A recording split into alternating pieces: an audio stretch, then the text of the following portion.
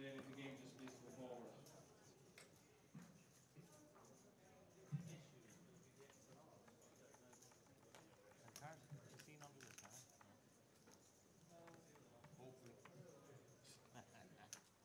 Main event players and dealers, we have a new blind level now.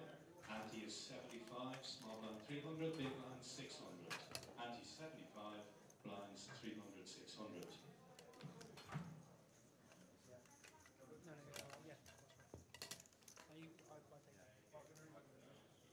No C2? Was there a C2, was there a C2 or was there yeah.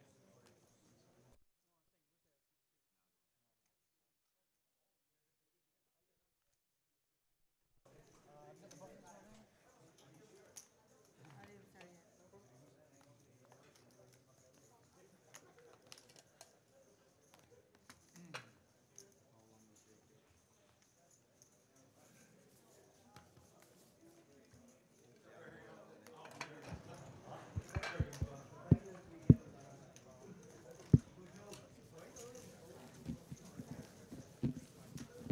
got 375 now.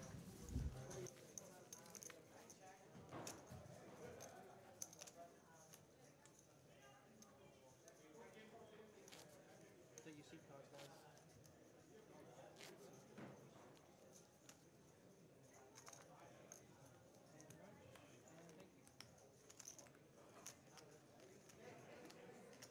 What's it called? Maybe erase it. What were you re-raising with?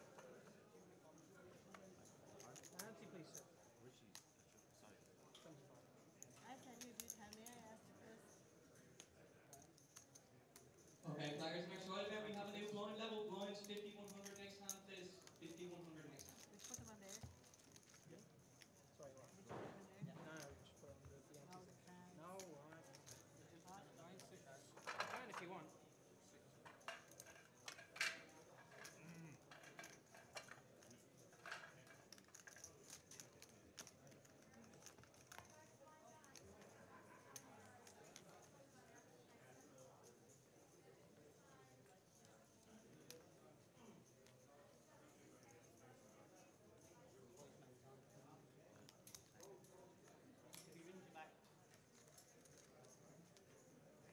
Under 600 here.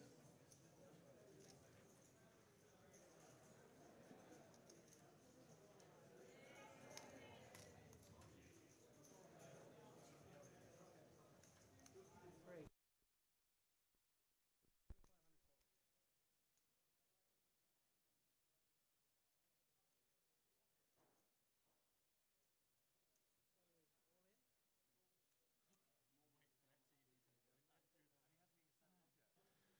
Okay, well, welcome back to our feature table. We have a very interesting new feature table with, in seat 1, Owen Mullen, in seat 2, Gary Thompson, seat 3 is Will O'Connolly, seat 4 is Michael O'Reilly, seat 5 is Henry Port, seat 6 is Niall Murphy, seat 7 is Andreas Alosavekius, and seat 9 we have, actually is no seat 2, but seat 9 is Damien Kent.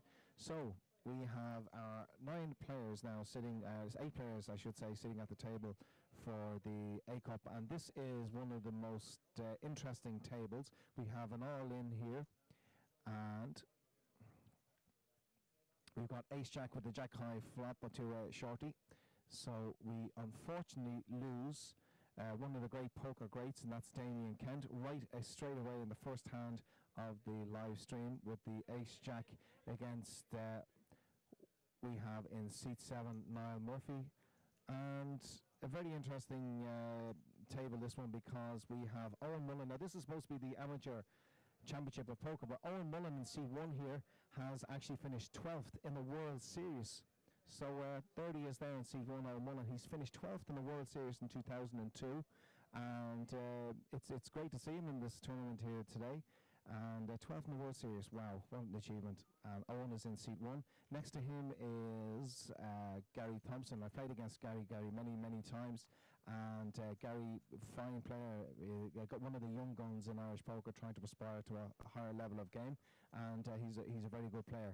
In seat 4 we have Willow Connolly, and Willow and Eamon are two famous couple in Irish poker. Willow has been playing for as many years as I care to remember, and Willow no problem with her holding her own against her male counterparts.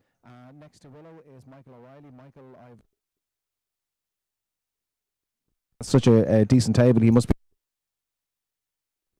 Henry Port, and Henry is in the Gold Rush Card Club there, Gold Rush Card Club, owned by Mr. Derek Baker down in Cork, and Gold Rush doing very, very well. And then we have Andreas Alosavekius, and that is Niall Murphy there in between, and Andreas is in seat number 8, and unfortunately we lost the living legend that is Mr. Damien Kent, who went out there against Ace Jack and a Jack High flop.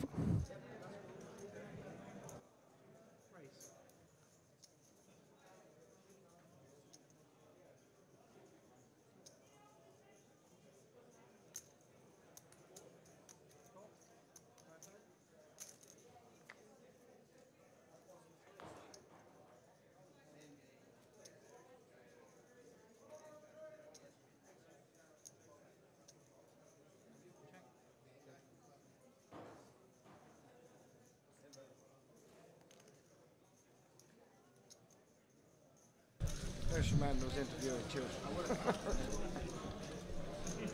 Well, we're delighted to be joined by my new co-commentator, and that's Mr. Damien Kent, all the way from, where are you from? Carrickmacross, is it? Carrickmacross, in the famous county of Monaghan. Ah, well done, Damien. Well, listen, well done. You're after winning me a score because I said you wouldn't make the first day, and you didn't let me down. And well, I did make the first day. This is day 1, Phil. Well, it's not over yet anyway. So tell us, we just missed your hand there. You got it in with Ace Queen against Ace Jack, and the young man there with the baseball cap had the Ace Jack, had he? Yeah, the legend that is Niall the Poet Murphy. We've been tangling together all day. Niall was a villain in the hand earlier where he had Queens against Jacks, and he actually spiked the one out with a Jack. Well, Henry Port had already folded Ace Jack, so that was like for 36,000 pot. Well, listen, anybody listening to the live stream, do not change any of the dials or anything. Damien is talking English. He's just from Monaghan. Right, well, listen, give us the experience of it. I've played against Owen obviously 2nd or 12th in a World Series of Poker. I've played against seat 3, and that is Gary Thompson. Gary is one of these young kind of internet kind of kids. He's capable of making moves. He's capable of 3, 4, 5 betting very, very light. How did you find him? Was he a tricky customer? Gary got moved to my table only about an hour ago. Whatever, he hasn't had much action on the table. From what I did see of him, he was very impressive. He's not getting out of lane much when else. So it's early stages of the tournament. So yeah, I played against Gary. I was up against him in a JP. I did probably the strangest thing I've ever done in my life. I 5 bet him with absolute air. Because I'd raised him 3 times, and I knew he just got annoyed the fact that I kept on raising him, and I figured, but it was every time I played against him, or I've always been quite impressed with his game. I think he's like kind of like Tag on the poker side. He's a tricky customer to be up against, and he will call you, with bottom pairs and stuff like that. He's not going to be pushed off a hand, and I think he's a good player. He'll do well in the long run. Gary seems to be one of these young kids coming up through the internet for years, and they're very tricky to play against. So there's a lot of moves in them. Well, there's a young kid that's not coming up through the internet ranks there. You're old pal. Niall the Poet Murphy is an absolute legend in his own right. Niall has a funny take on the game and whatever. It's not mathematical. It's not. Niall goes with gut feelings. Absolutely. Well, do you know what it is, Damien? I think a lot of the older players do go with their guts. I'm not sure what this guy in seat 8 is doing there. What was he doing? See, that's Andreas, is it? Yeah. Andreas is actually a local player of mine. Is he? Yeah, he qualified in my tournament, and he was unlucky enough to tangle with me in a big hand earlier on, where I had 10 Jack and a flopped Ace King Queen, and he actually had a set. Yeah. So I got about 15,000 out of him on that hand. I'm surprised he didn't go in. Yeah, well, he was cute enough just to call on the end, but also he can be tricky enough. And yeah, I mean, we got somebody coming in to C2 there now. I'll see if it's a face that we know, but yeah, I mean, I think this is probably definitely from a streaming point of view. It's definitely a face we know. It's John Keown. It's not John, is it? John won the Irish Winter Festival, not last year, the year before last Is it year, John? 2011. Yes, John Keown.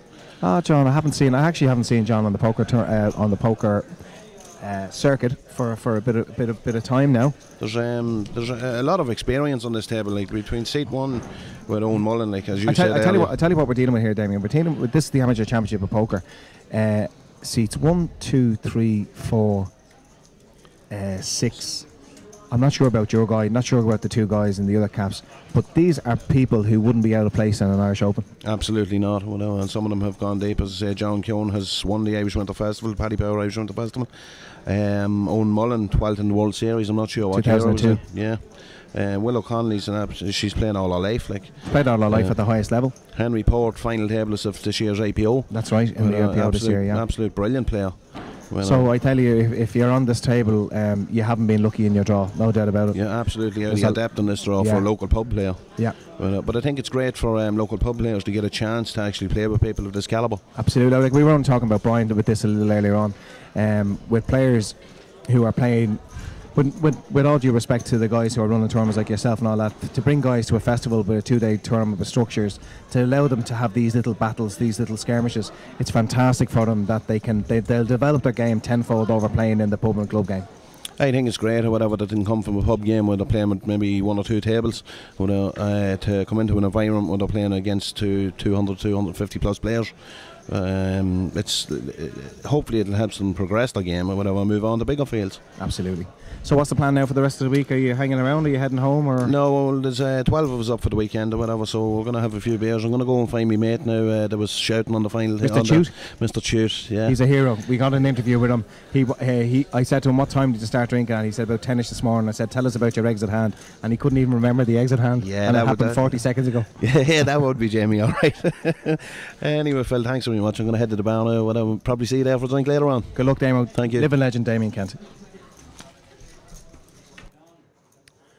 So, as we were saying there, this is some table. We have Owen Mullen, John McKeown, Gary Thompson, Willow, seat 4. We have a IPO finalist, Henry Port in seat 6. Niall Murphy there with the cap in seat 7. And Andreas Alosavenkius in seat number 8. We lost Damien Kent there. You see the vacant seat there in the far right-hand corner of the picture.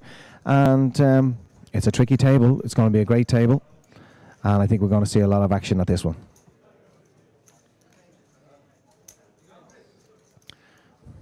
As you can see that the tables outside, you can just see the feature table in the far left-hand corner there. The tables, the peripheral tables around the room have eased off a little bit. I see our first feature table of the afternoon, Alice and Bob, who were on our first feature table there in the bottom right-hand corner. We got a little bit of action here on the feature table. And the flop is 9-6-2, 2 clubs. Gary Thompson in C3 comes out betting. I think he's bet around 15-25. And Niall Murphy re-raises to 4K in chips. Maybe he didn't go the whole 4K on that flop. And Gary just calls it. Let's see this turn. 6 of hearts. Gary checks. And Niall Murphy doesn't look like a man who wants to ease up on the accelerator at all. He's gone in 5K. Gary Thompson. Flats again. Let's see the river. Queen of spades. Check from Gary. Niall bets another 5K as a value bet on the river. About 20K in the middle already. And Gary flats it. Niall throws over and shows Queen Jack. Gets there on the river with the Queen. Wow. Niall Murphy there betting 2 streets with absolute air. Re-raised with air in the flop. Did another bet on the turn with absolute air. And hit the Queen on the river. And Gary Thompson, let's get a close-up of Gary. Gary looks absolutely gutted. I think he made a great call to the re-raise and the flop.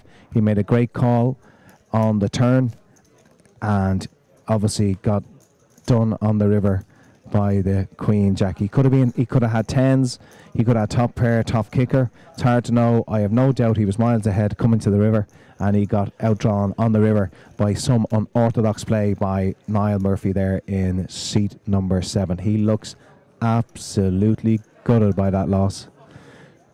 You're all right, Gary. Get over it. You're good enough. You'll get back into it.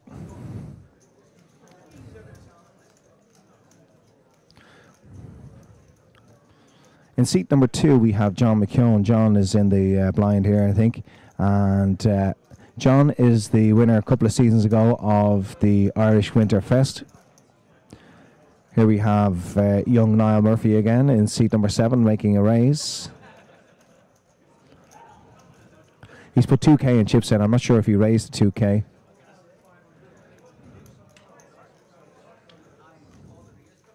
I think he's been re-raised by John McKeown in seat number 2.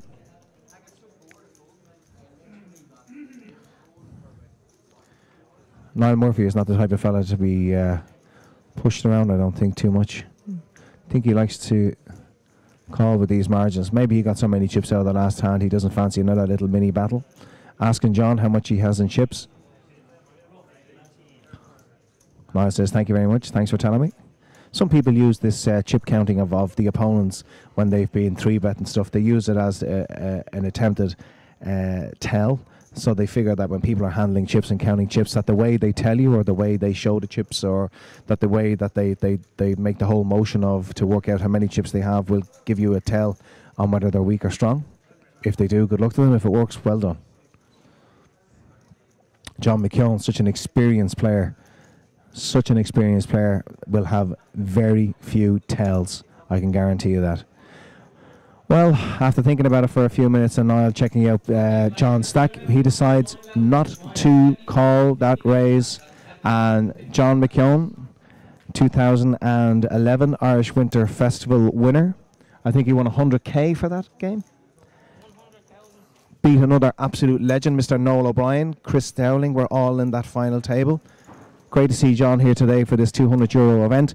And I think, you know, in seat 1 and 2 and 3 there, you have Owen Mullen, you have John McKeown, you have Gary Thompson. It's probably 3 of the top players that are actually playing here today are sitting at the one table next to each other. So I expect to see some serious fireworks off these 3 guys.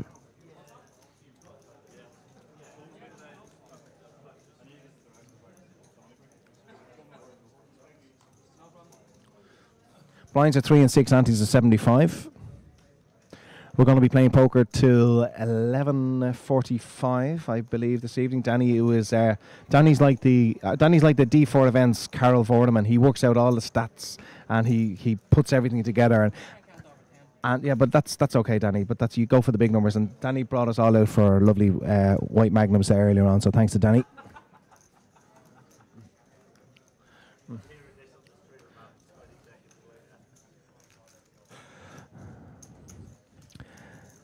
So in the blinds here, we have the young Mr. Niall Murphy with the baseball cap on, takes down another pot. Niall is a very unorthodox. The hand that he beat off, I'm going to talk to Gary about this later on. I'm going to ask him what he had. I assume he had something like ace-9 on a 9-high flop, and Niall has just continually bet. He re-popped him on the flop, asked the question. Gary called, he bet the turn, he bet the river, and he turns over Queen Jack after hitting the Queen on the river. You know, a lot of people would have given up to the 3-bet raise against Gary in that position, but he got lucky, and then he got paid off, so good luck to him. Button is on Gary, Willow's in the small. Michael O'Reilly in seat 5 hasn't really done an awful lot since he's arrived at the table. He's gone involved in very few hands. As we said, Henry Port is an IPO finalist sitting in seat 6. And then Niall Murphy, who's been involved in a lot of hands. Andreas is in seat 8. And we lost Damien Kent about 20 minutes ago.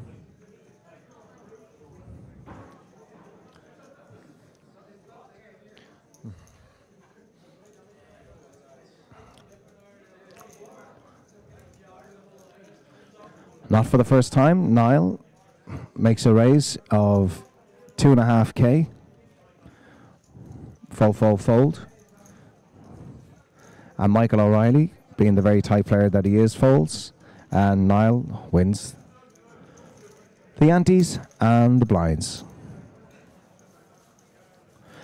He's got a lot of chips there, has young Niall. He's got 20, 35, 7, 14, 21. He's 40. He must have nearly 50k, maybe more, maybe 55. Yeah, I think he has 35 there.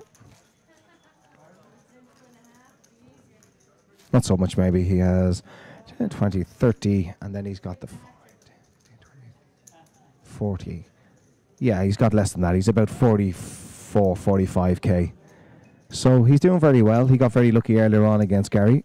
He has the earphones on. I'm sure he's listening to some hard hip-hop music. Willow in seat 4 there is a regular on the Irish poker scene. Willow has been playing. I started playing in 1998 or 99 there when the big poker boom, when it was on Challenge TV and the World Series was shown, and it just got me hooked.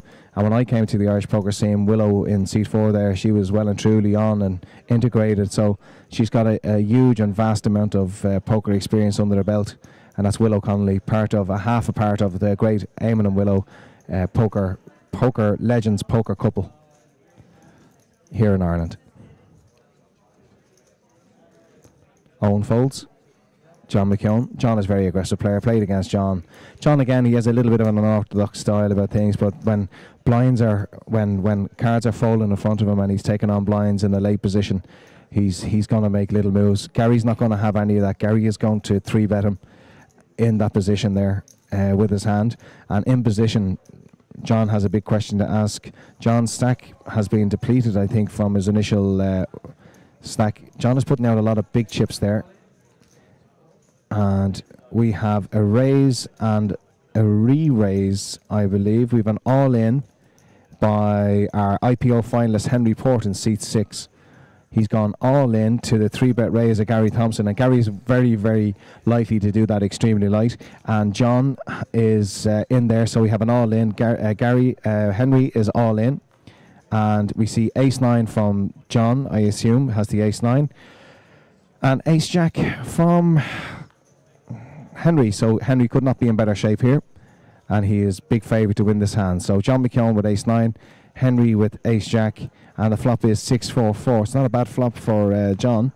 King on the turn and a 3 on the river. So that gives our Ace-Jack victory there. And if the board had a paired again, it would have been chopped. If we see a 6 or a king, or indeed a queen, the board would have been chopped. But because it's under a queen and not a 6, it's or a king, it goes as a win for the Ace-Jack. I'm not sure I'm crazy about John's bet there. I mean, he's got a 3-better who's in behind him with Gary Thompson. John raises, Gary 3-bets. It goes up to another player, and that is Henry Port, who then puts in an all-in, and it goes back around to John, and John shoves in. I'm like, you know, he re-raises into a 4-bet, a min 4-bet, so I'm not really sure I'm crazy about that Ace-9 anyway, but he seems disappointed himself in it. But I mean, you put them in with Ace-9 against Ace-Jack, these things are going to happen. Gary was raising with absolute air. He was just asking the question, and he knows John is well capable of raising very, very light there in that position. When the action came back to him, not crazy about that call.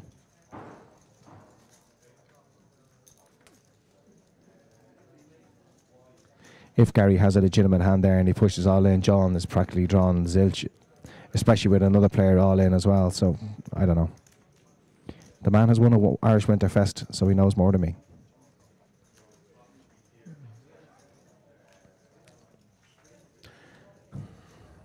Back to our feature table again. Mr. Paul Fox has joined us as our feature table dealer. The button is on Michael, and first to act will be Andreas in seat 8. Niall Mullen has been very, very quiet indeed. 9 has been very quiet in seat 1. Haven't seen much action from him. Folded around to the 3 big guns, as I like to talk to him. That's a pretty horrendous corner to be sitting in with those three guys there in a tournament such as this, in a amateur championship of poker. Amateur championship of poker is a term I would not use with these guys. Okay, Willow has raised, and we have a caller with Andreas here. Let's see a flop. The flop is 4-9-7, 2 hearts on the board. And Andreas checks, and Willow is grabbing at chips, and she has bet 6K in chips in the centre. It's very heavy betting from Willow pre-flop. Very heavy bet on the flop.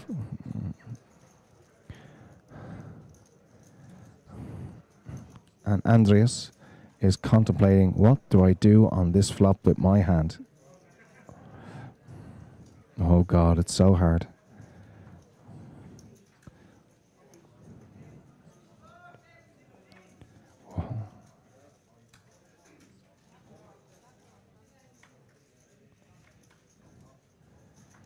So Willow has made a flop bet of 6K.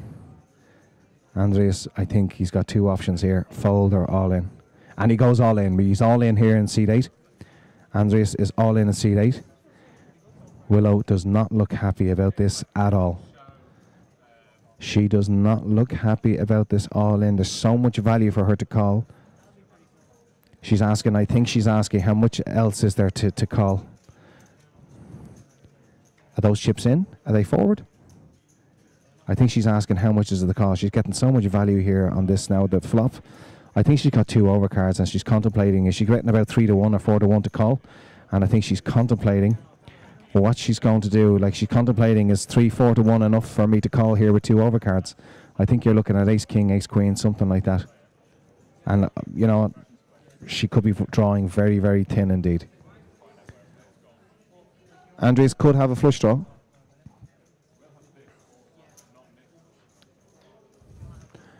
I can guarantee you one thing, it's not a set and it's not an overpair. Set or overpair, this would have been snap called.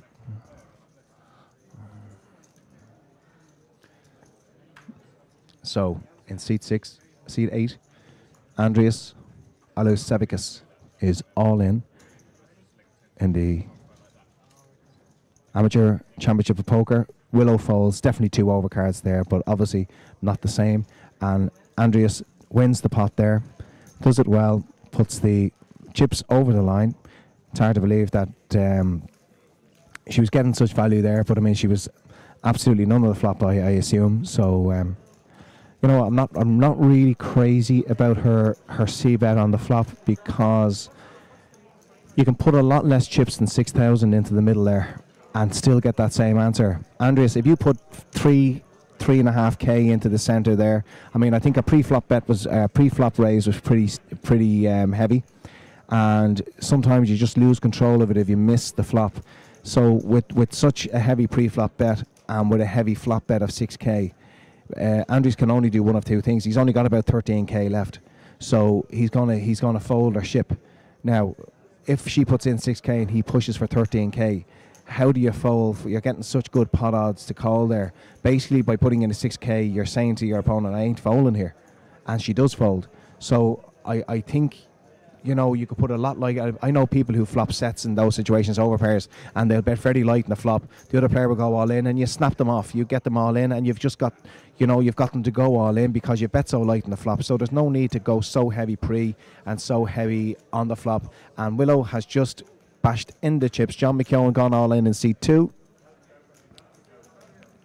She snapped an all in behind. Michael is sitting contemplating what to do here in C6. John is going to get his jacket, his bag, his hat, his drink, and he's preparing to get himself out. He's got the earphones, he's wrapping them all up, and he is contemplating getting the hell out of here, so he ain't that strong. And Michael has gone all in seat 5. Michael has barely made a move here. Michael has a monster hand. Michael O'Reilly in seat 5 has gone all in behind John. Let's see these hands.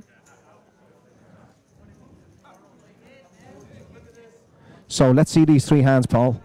We got Jack Queen from John McKeown. We've got Queens from Willow. And Michael has got Jacks. Oh, Willow is in incredible spot here. Absolutely unbelievable. I don't like Michael's push whatsoever with those Jacks.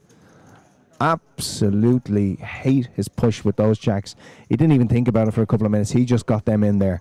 Willow could not be, if you picked up the deck and threw it off the table, she could not be in better shape. She's got queens against jacks and queen jack. Unbelievable. She's got one flush creased with the queen of hearts, and she's got the other flush creased as well with the queen high of clubs. Only diamonds or spades can do her any damage, and a flush is straight as what she's looking at, and everything else she's in unbelievable shape. John needs to see something like a 9-10 flop here to give him any hope. Oh, it's 9-10-2, 2 diamonds on the flop. Unbelievable for John. Backdoor flush, 5 of clubs misses. Let's see a river. And a 4 of clubs. Ladies and gentlemen, we lose the one and only Mr. John McKeown from the main event, and Willow Connolly looking really, really happy. I guarantee you one thing. Willow hated that call behind from Michael O'Reilly. She hated it. She knew she's up against kings, aces, or ace-king, and believe it or not, she was up against jacks. She couldn't be in better shape against the 2 boys with jacks and queen jack. And of course, the only thing I will say about Michael there, the chips in question, it wasn't going to cost him his tournament. And Michael O'Reilly, maybe I can check out those chips on Michael's stack there in seat number 5. Let's see what he's got left. Oh, he's not in good shape now. He's got 13-2 left. No, I hate him getting him in with the jacks. That's a definite fold all day long. And it's possibly a little bit of inexperience there to get it. You're never, ever, ever going to be in good. John McKeown, if it was just John and Michael, I would definitely say jacks, you get them in, you hope for the best. But with Willow pushing in, all in, behind John, and Michael still to act, I hate his call. It's cost him half his stack. It's put him in poor position here for the main event, and he doesn't need to be in there whatsoever.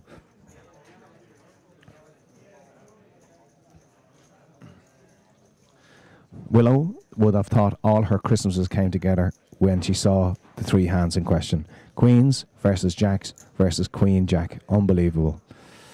Niall Murphy makes a raise in seat number 7.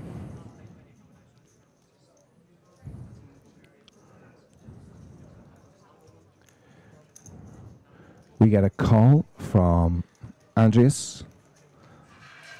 Fold around, 2 players. Let's see a flop. The flop is 4-7-5, 2 diamonds on the board. Okay, players, next one event, we have a new blind level. Niall has acted out of turn. He was supposed to be last to bet, and Andreas should have been first to act. And what we're going to do is we're going to call the floor here. We're going to call the tournament director. A few things can happen here. Paul Fox is just going to get verification because, to be fair to the dealers here, these dealers are involved in a multitude of tournaments all around Europe, and before they make a decision on any table here, they want to verify that every rules will slightly vary at every single tournament. So they just want to ensure that acting out a turn with the bet there. Don't fold, sir. Oh, don't fold.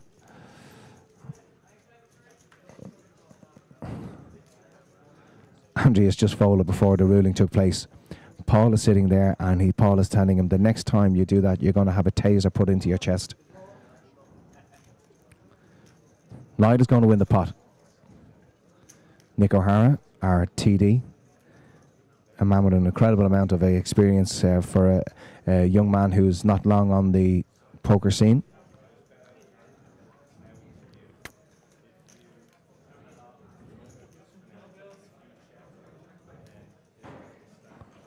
So Nick is telling him that all options are back open to Andreas. Now, Paul hasn't told him that he's thrown his cards into the middle, but basically Andreas can check. That means that Niall Murphy's 4K bet will stand as a bet, and then the option comes back around to Andreas. So he folds. He should check there. Niall makes the bet, and then Andreas folds. So just a little bit of inexperience there from the boys, but it is an amateur championship of poker, so Nick is not going to be too severe, too stern on them.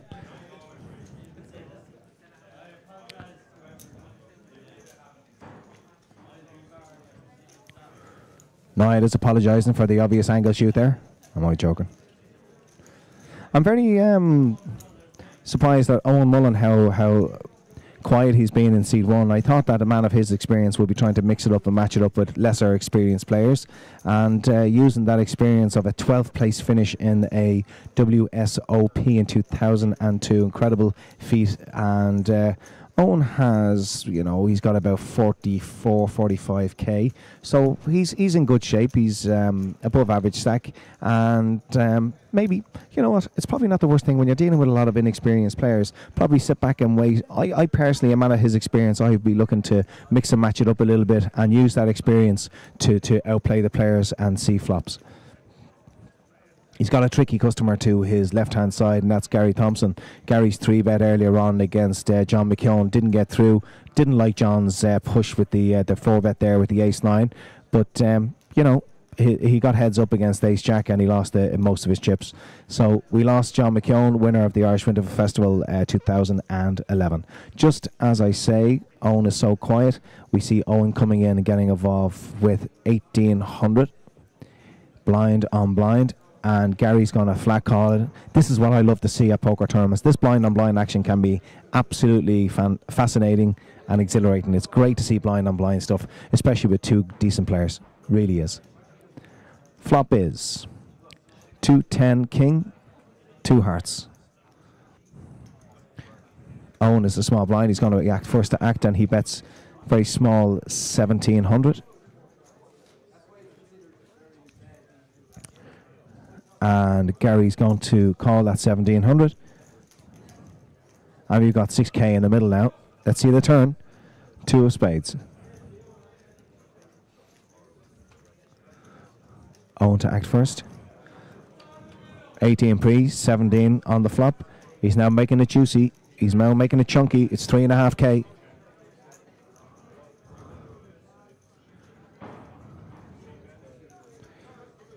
Gary's flatting again.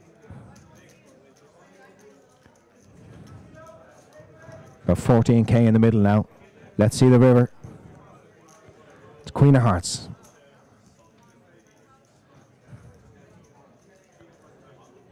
Owen is going to check. He's not happy about that river. Gary's going to bet here, whatever happens. Owen, I think, is going to check call any bet here. If he has a hand, he's going to check call it. I don't think it's got to be a huge hand for him to call. I think Gary's bet about 8-1. I think it's around the 8-1 mark. Owen is thinking, did he get there with that flush? Maybe a straight. Maybe Gary had flush draw, straight draw on the flop. It's that kind of board.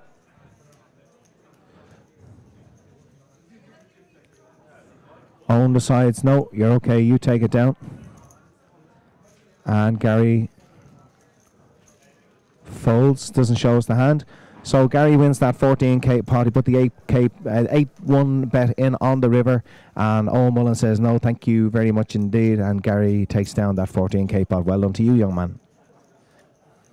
This is the 2013 Amateur Championship of Poker here at the Regency Hotel on this Saturday evening. We've got play right through to 11:45, and play will start up again at 1 o'clock tomorrow afternoon. Anybody who is around the area in the Dublin or Leinster area, indeed, if you are nationwide, you come down and join us for any one of our multitude of festive games that are happening from now to next Sunday. Big main event on next week. The Deep Stack is a €550 buy-in event. We've got a high roller game of 2k. We've got nightly turbos of €100. We have a 60 quid turbo happening here tonight, and we've got a mixture and match of many, many different types of games right throughout this festival here at the Regency Hotel. We'll be here all week, 8 days of poker.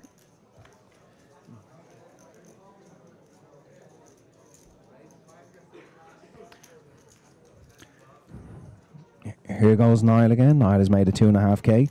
Brian's are still 3-6 with antes of 75. Fold, and young Niall wins the pot.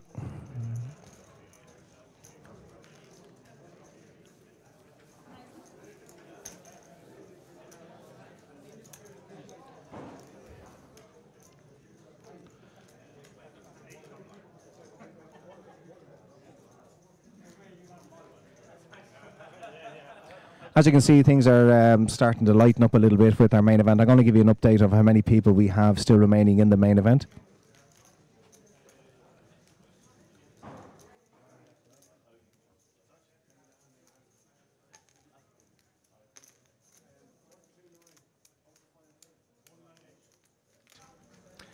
So 198 players started off the game today, and we're down to 129 players now as we are on the 3-6-75 level.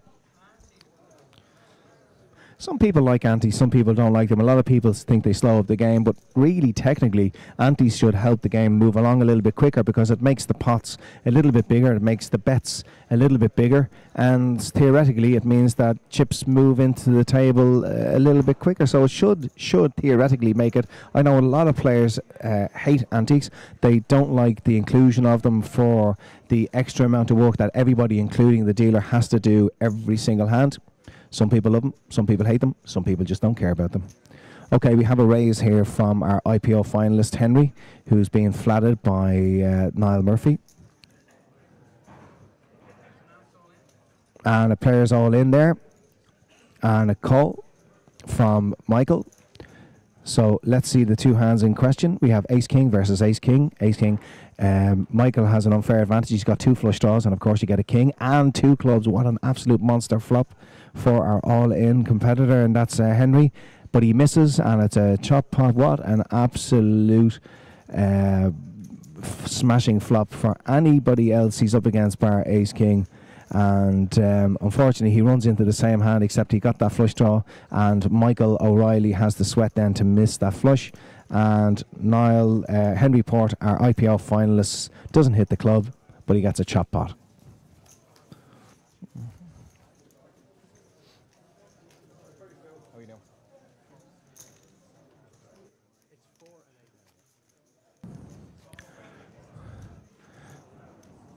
This is the Amateur Championship of Poker in the Regency Hotel with our feature table with a splattering of top players, with a mixture of recreational players, with a mixture of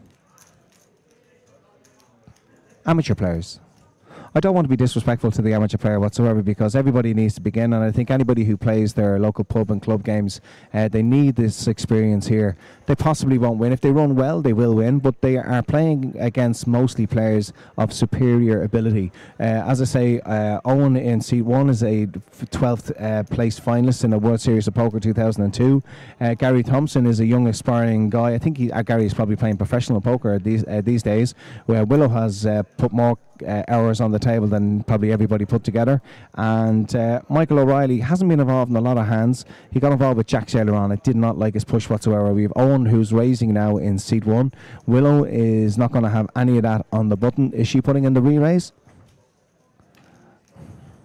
3-5 from Owen, and Willow is re-raising, a massive re-raise. I think she's raised to 9-5 or a little bit more maybe.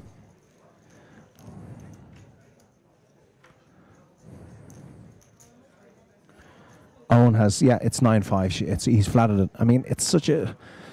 She could make it 7k, and then, you know, she gets the same answer. He flats, and then there's a little bit more control on the pot.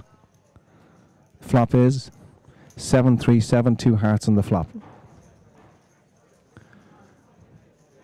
Check from Owen, all in from Willow, and Owen snap folds. So I would assume Willow has an overpair to the board there, and she takes down a nice juicy little pot there.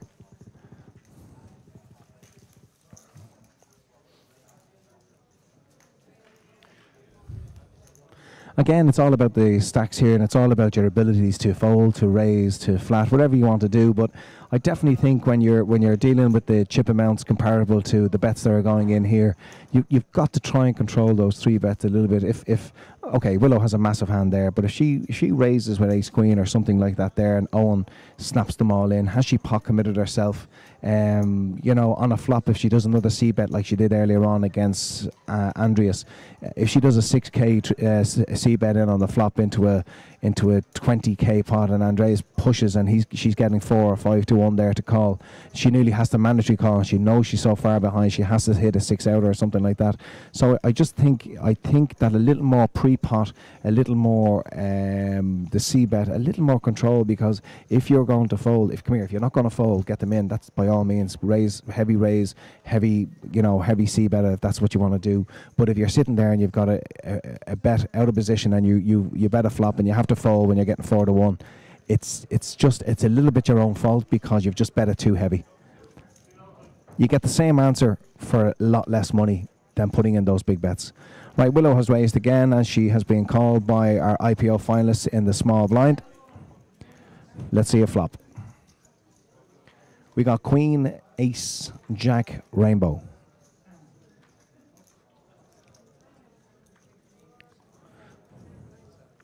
Check from Henry. And Willow has bet 7k.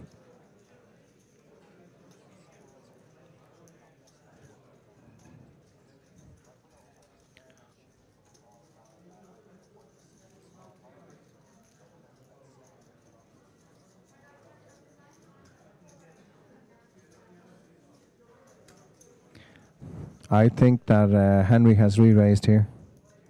It was initial continuation about a 7k. He's putting a huge bet in here.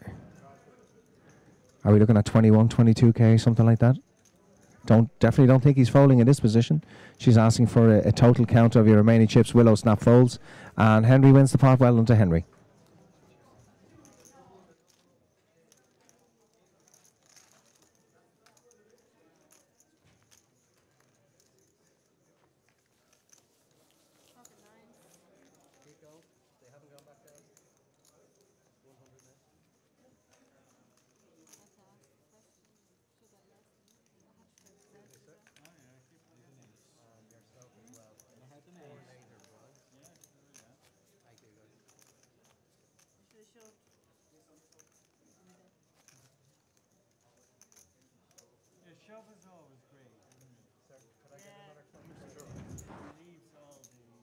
So we have Henry there, who has called Willow's pre-flop bet of, I think it was around the 3k mark, and then she she put a bet out on the flop of 7k, and then Henry does a massive raise there, about 20, I think it was 20, 21, 22k he raised it, so he definitely was not folding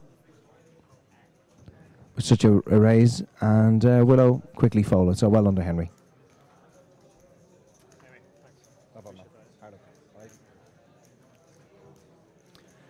We lose Mark Smith from the main event, unfortunately. Blind on blind, we have Niall, who has raised into Andreas, and Niall, it's been folded into him. There's our former feature table on the right-hand side there. We see Alice, and in C1, Jarlath is there, the Western Open winner from last year. See in the top centre of the picture, kind of to the right-hand side, Mick McCluskey. Mr. Mick McCluskey has the greatest results in Ireland over the last couple of years live by any player. So consistent in cashing. He's unbelievable. And don't forget, if you want to check out on our website, it is on the Facebook pages. Probably, if we're looking for some input from players, from friends, from family about players, about the commentary, about the live stream. We're looking for some input. If anybody wants to know chip counts and stuff like that, please let us know on our Facebook page, and we'll get that information across to you straight away.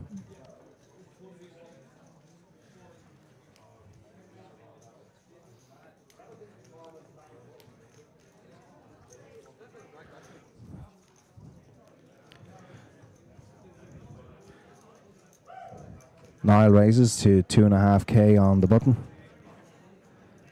A fold, and bound to Owen Mullen in seat 1.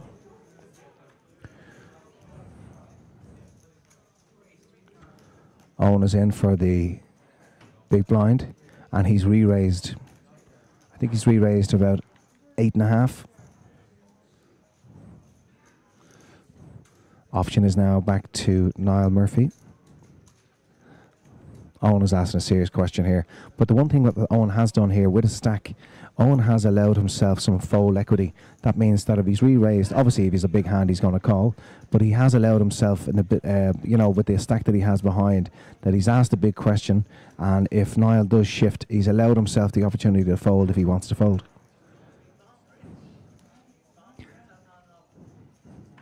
You know, with experienced players like this and with the stacks in question, I think when a player makes that move, the player with the initial raise, Owen is asking a question. He's allowed himself some leeway to fold in this position.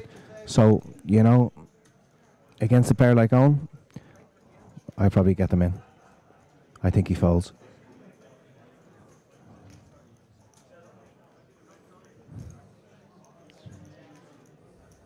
And that's the greatest compliment in the world to Owen, because I think he's worked out the stack sizes, his own stack size and the stack size.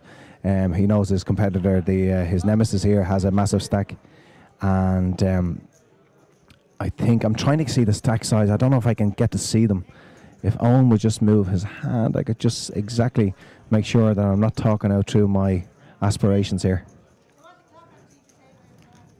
Owen, move your hand, please.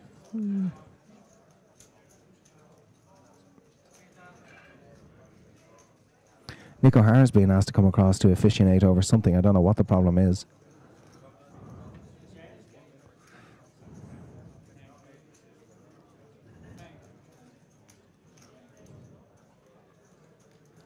I assume Niall was going to snap fold there earlier on. His body language is saying he was going to fold. He's thinking about it. He's contemplating about it. I think if I'm in Niall's position here, I'm assuming I'm right here, but I assume Niall was going to snap fold there. He would look like a guy who was going to fold when the bet went in. Owen is trying to look as cool as he can.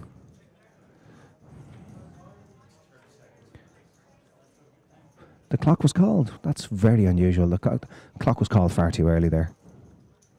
Absolutely far too early. A player should be allowed a couple of minutes as well. This is going to be possibly for his whole stack or for Owen's stack. It's a massive amount of chips involved. I'm not sure who called the clock there, but I don't think it was very fair. An acceptable amount of time should be allowed to a player, and it's not like Niall has been dwelling over every decision. You know, if there's a consistency, I was playing a WPT recently, and we had a player at the table who was absolutely horrendous for slow rolling. Niall is never calling in this position, ever calling. Owen falls. I'm surprised if Owen called clock there. Yeah, perfect, absolutely perfect amount of chips there. He's got about a little under 20k left. He's made the raise that he's made, and he's left himself what they call, fold equity there. He can actually fold there without being pot committed into the flop. I think Owen could be on. They're the kind of bets you make with something like Ace Jack, Ace Queen, or maybe slightly low pocket pairs, something like 5 or 6. Ace Jack, Ace Queen would be my money on it, in that you make that raise to test the water with your opponent. And I mean, the last thing you want there kind of is a flat call, because you don't really know where you stand. Sometimes you prefer an opponent to push all in, and then you have that decision: do I call or do I not? I think he folds if Niall goes all in there. Just obviously, I have no clue what the two holding cards are for Owen, but to me, he sized that bet so he can fold if Niall snaps them all in there when the action comes back to him. I think Owen folds.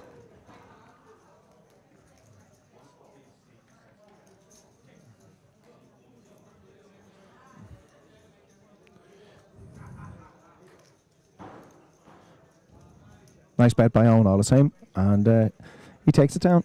We're getting to the juicy part of the game here in the main event. I mean, people are calling pre-flop. You're calling for your tournament life at this stage, because you're only a 4-bet away from being out of this tournament. And let's see the flop here with 10, Jack, 3, 2 spades on the board, and Gary Thompson to bet out with his bet of 1,500. Owen very quickly calls, blind on folds, I should say, blind on blind, and it is over and done with, and Gary takes down the pot.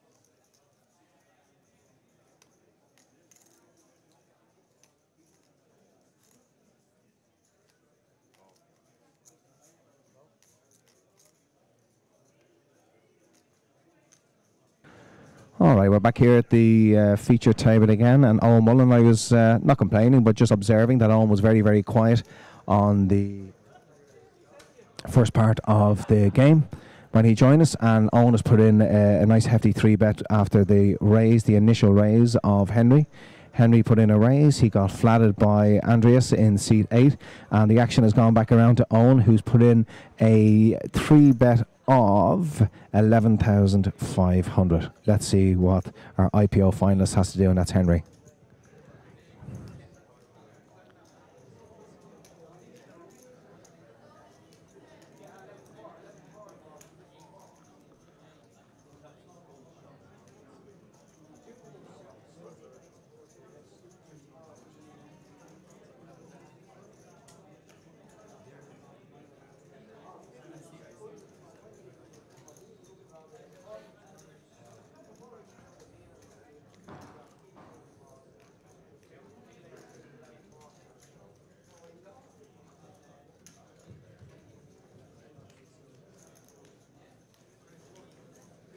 So Henry has folded, and the option is back over to Andreas. I find it hard for Andreas to call there to that 3-bet. And Owen, cards down, as all good pros do. Don't tell anybody any information about what your ranges are. And he wins the pot. Sometimes I've been chastised when I played live myself, and I show cards and I show people big hands and stuff. But I know some of the times, if you're against a certain type of table, some of the times you're setting yourself up that if you are showing premium hands, or if you're showing bluffs, you can go the other way around. You can then reverse psychology people, and you can get people to fold superior hands, or vice versa. If you show a couple of bluffs, then you can actually 3-bet with a massive hand, and people think that you're at it again. So different horses for courses. Everyone does their own thing, but I don't mind kind of showing a couple of hands, and if I want to portray a certain image, and then hopefully mix it up a little bit from then on in.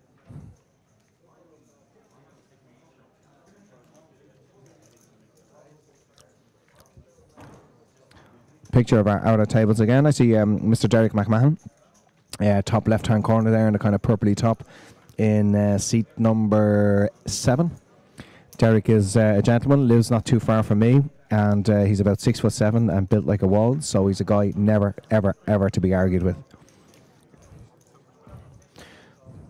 Okay, we got an all-in here at the feature table. Willow called the initial raise from Gary in the button. Willow called. Michael, sorry, I apologise. We had a raise under the gun by Henry Port, and Henry's under the gun raise. He's now folded. Gary flatted in the button. Willow flatted in the small blind, and Henry has folded under the gun. So Michael is the player all in with his tournament life at risk. And I don't think Willow's ever going to call there in that position. She's only called for value, whatever value there was in the small blind. And well done to Henry. I should say Michael O'Reilly. I assume Michael must have had a proper hand there, because you don't want to be pushing all in against an under-the-gun raise. Under-the-gun raising is something that a lot of the newer guys in the block, and it's a huge, huge tool that a lot of people use these days, under the gun raising with very, very light hands. And because you're raising under the gun, they're assuming that a lot of people will give more respect to a raise under the gun. But I assume he wasn't raising too... I assume he was raising light enough there where he's had to fold to Michael's all-in on the big blind. So well done, Michael, and you picked up a nice few chips.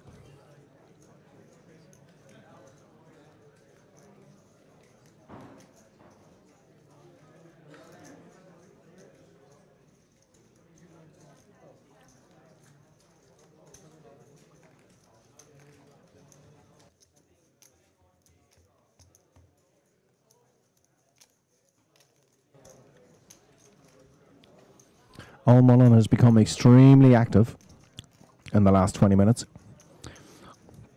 He's just raised the 2-3. And he's going to be flatted here by Gary Thompson. And once again, Michael O'Reilly has shipped all in seat 4. And he's got snap called off by Gary. Owen has folded. And let's see these cards. We got pocket sevens with Gary. And pocket queens with Michael. Michael so far ahead, it's unbelievable. And the flop is ace, jack, queen, basically all over. Jack in a turn houses up the queens. Michael O'Reilly in seat 4 gets a very nice double up here. Gary thinking that Michael has done this second time around, thinking that he's done this with, thinking that there's so much in the middle there that he can do this. And Gary says, okay, it's 50-50 here. I might be ahead against a couple of overcards, or I'm absolutely creased. So he took that chance. He gets the chips in the middle. He loses a chunk of chips. And in seat number 4, it's been an important couple of minutes for our contestant, Mr. Michael O'Reilly, in seat 4. It's been huge. He's got it. He's pushed in with those chips on the big blind and the last hand to the under the gun raiser with 3 callers in behind, and then he's picked up pocket queens in a great position once again on the small blind. Unfortunately, Gary was calling there with the 7s. It was a perfect call there with the 7s. I think a player is likely to do that with a lot less hands than what he actually had there. And he gets it through, and he gets a nice double up and puts him in a position of around 42-43k.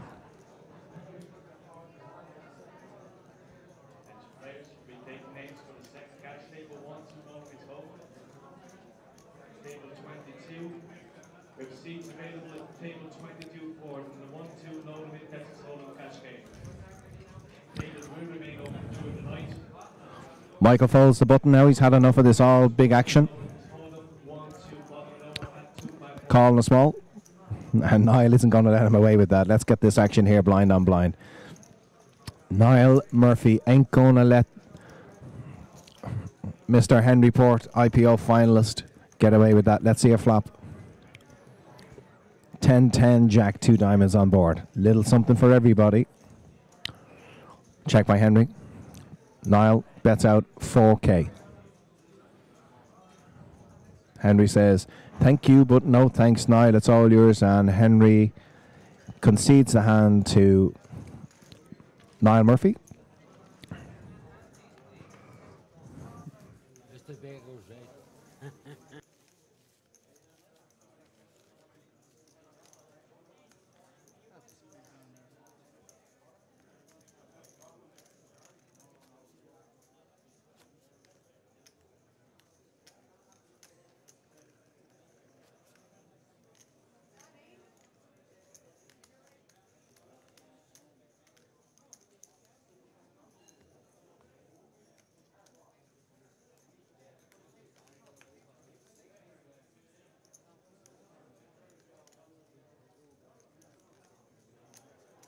Okay, players in our slide bet, we have a new blind level. Blind are now 150, 300 with a 50 hand. That's 150, 300 with a 50 hand. That's max.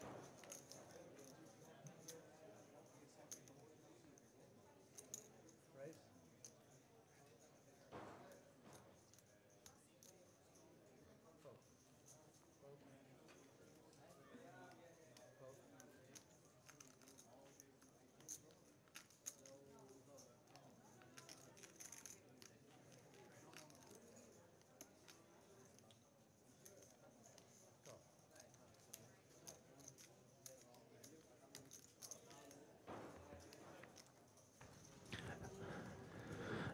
One of my friends from the north just chatting away to me, telling me all about his main event. Gone, over, dusted, done, the whole lot. And he's hit the bar as you do at an Irish poker tournament. Okay, we got 7-8-2, 2 clubs on the flop. We pan out again to see Andreas and Gary in the hand. 2.5k bet and a call. Turn, 10 of spades.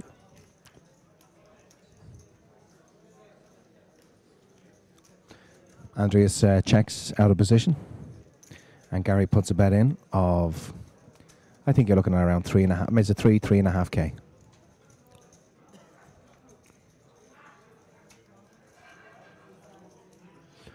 Andreas says no, thank you very much indeed, and Gary Thompson takes the pot. Michael O'Reilly, I think, is headed off into the crowd to tell his friends all about what's happening over the last 20-25 minutes or so.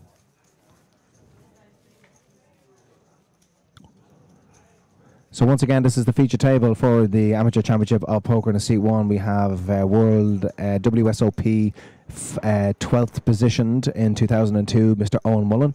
In Seat 2, we have Poker. I'm not sure if he's fully professional or semi-professional, but he's definitely playing at that level. That's Gary Thompson. We have experience to boot Willow O'Reilly in seat number 4, as it is at the sitting. Seat number 5 is Michael O'Reilly, who's just had a very adventurous and a very profitable last 20-25 minutes in seat 5. We have IPO finalist Henry Port in seat 6. In seat 7, he's busy, he's thrifty, he's nifty, and it's Mr. Niall Murphy with the baseball cap on. And in seat 8, we have Andreas Alusevicus, who hasn't been involved in too many hands recently. I think Andreas is probably one of the least experienced players at the table, but don't take that as an insult, Andreas, because you are up against some serious player. Classified as an amateur championship of poker, I fear not on this table. We've got some really strong players. Okay, Owen has raised the big blind up to 3k and Andreas has called. Let's see a flop. The flop is Jack, 9, Queen, all diamonds. Andreas checks. Owen doesn't check. And he bets 3k.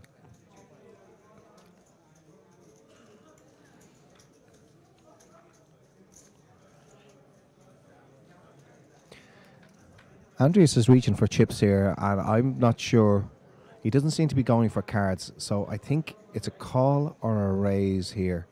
If he folds, then he's done really well. I'm not reading the body language correctly, but I don't think he's folding. And it's a re-raise and a very quick fold. And again, it's, you know, for anybody who's not experienced on the live game, I think Andreas's body language there tells you straight away he's going to be very strong on the flop there. He's I think he's probably got something like, you know, nut flush draw or top pair nut flush draw with the 2 cards in question. Maybe he has a set. He ain't folding. I'm sure he's not folding that position. But all he's doing is, as soon as Owen has put in the bet there, all Andreas is contemplating is, his body language tells you he ain't calling. He's never folding, I should say. He's calling, but he wants to do the re-raise, and he ends up doing the re-raise. He was thinking about flattening it, but he put the re-raise in.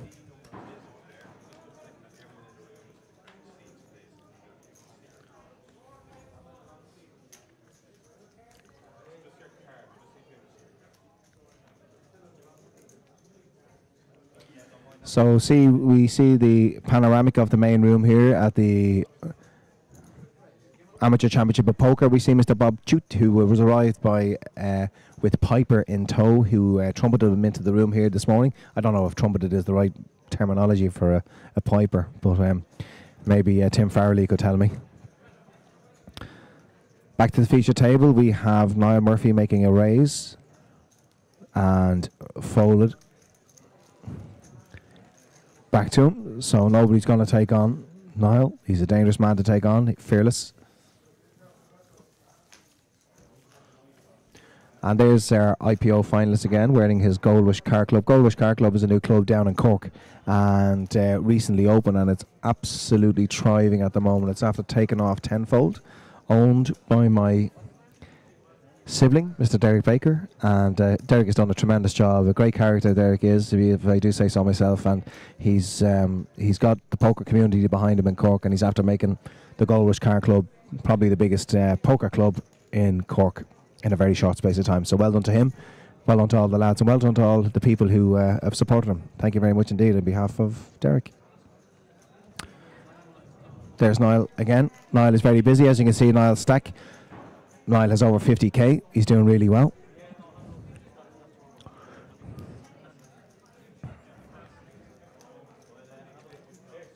And here he comes again. 2.5.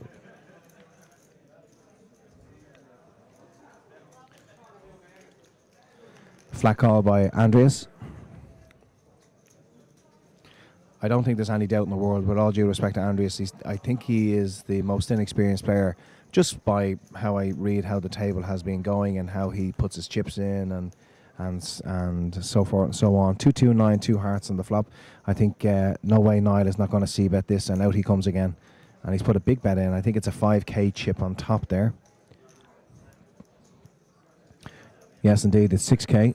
And Andreas, because he's touching the top of the cards, the way he's touching them, he's always folding in that position.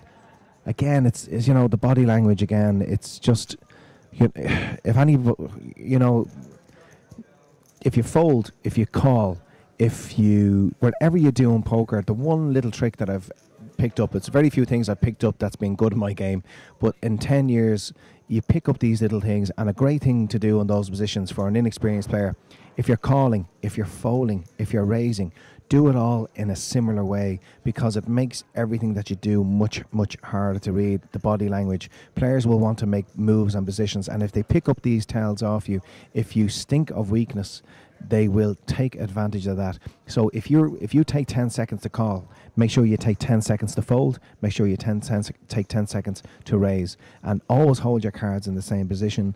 Don't put your hands on cards, because it's a massive tell in your game. Here's a man who I couldn't tell you anything what's about, because he is impossible to read. You wouldn't know what he's going to do. He likes to be aggressive. Good on him. 2.5k raise, and it is the fantastic Mr. Niall Murphy. It's a 5k chip gone in there. Now, I'm not sure if it's raised. I assume it's a min raise, because he does have a stack of low denomination chips in behind him, so I assume that's a min raise. And Michael O'Reilly is going to get out of there very, very swiftly. So Niall's min raised. I mean, and Niall doesn't like it. He's getting out there. We're looking at an ace rag fold there, I think. And we see a flop now with our other player in hand. Flop is Jack 9-8.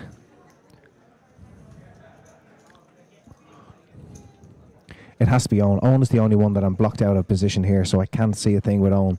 But Owen, I think, has moved all in, and it's now up to Andreas to decide on what he's going to do in this position.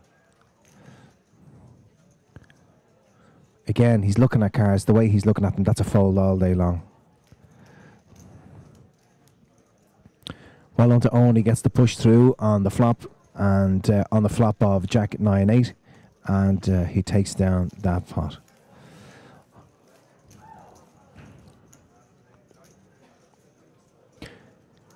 Feature table. 7 sitting at the table as we speak. It's been busy. We lost a couple of players since the feature table came. This table came to be our feature table. We lost very quickly Mr. Damien Kent, who got it in with ace queen against ace jack against Niall Murphy, and he got very unlucky against him. And then we lost John McKeown earlier on, who got it in pretty light. But I mean, with queen jack with a short stack, you're going to do that in a latish position. And unfortunately, he wakes up against the Belled Willow, and then Mr. Michael O'Reilly, who gave a call I would not be too happy about. That basically he was calling for half a stack with jacks to a raise and a re-raise. I personally would be folding in that position, but what would I know? Okay, he's going to flat it this time for the 8k.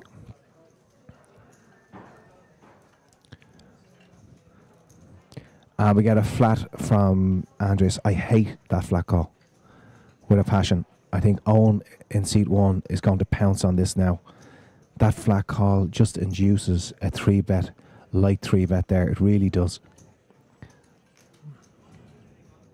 He knows Andreas cannot call that 3-bet. And he knows the only one that, unless he's very, very unlucky that somebody behind him runs into a big hand, the only one then that he's asking the question of really is Niall Murphy. Now, this is 2 or 3 times that he's actually done this, and I think Niall is just going to stick in the heels here and say, okay, enough is enough. Now, Andreas will probably think that he's getting some kind of value to be involved here. Now, see what I mean? He's folded there. I don't like his call whatsoever, because this has induced the bluff, or a squeeze, as it's known as, by Owen. Owen could have a big hand. It's not unconceivable, but, you know, in this position, I wouldn't be sure. It's Jack, Ace, 6, Rainbow flop. Let's see what Owen does. Well, he doesn't have a chance to do anything, because straight out of the gate we have Henry Port, who is... Maybe we can get down to see a close-up of Owen, and then we can just get a look at his chip stack and stuff like that, and then we'll be able to ascertain what way we think it's going. I think by the look of Niall, it looks like he's been 3-bet to the C-bet on the flop. Niall has made it 4K. Owen, I assume, has raised.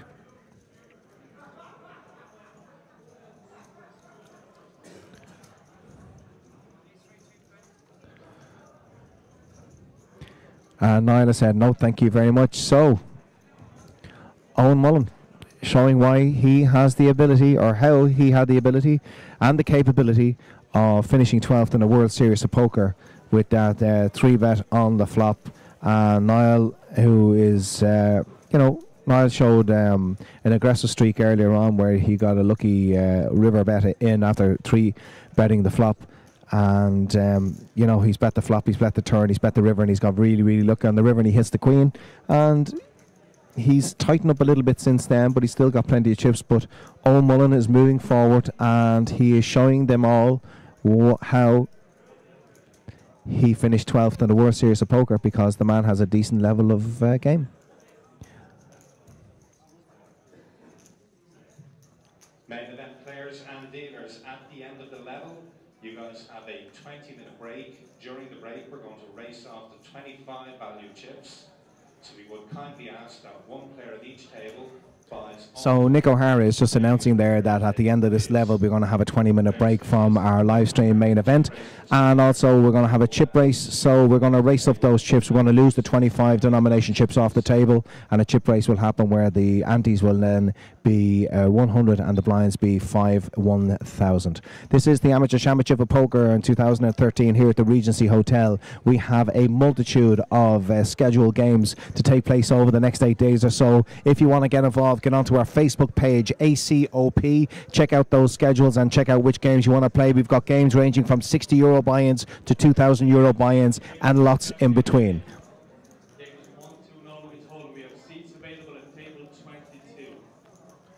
We're going to see a flop. Ace, Jack, Ace, 2 clubs on board.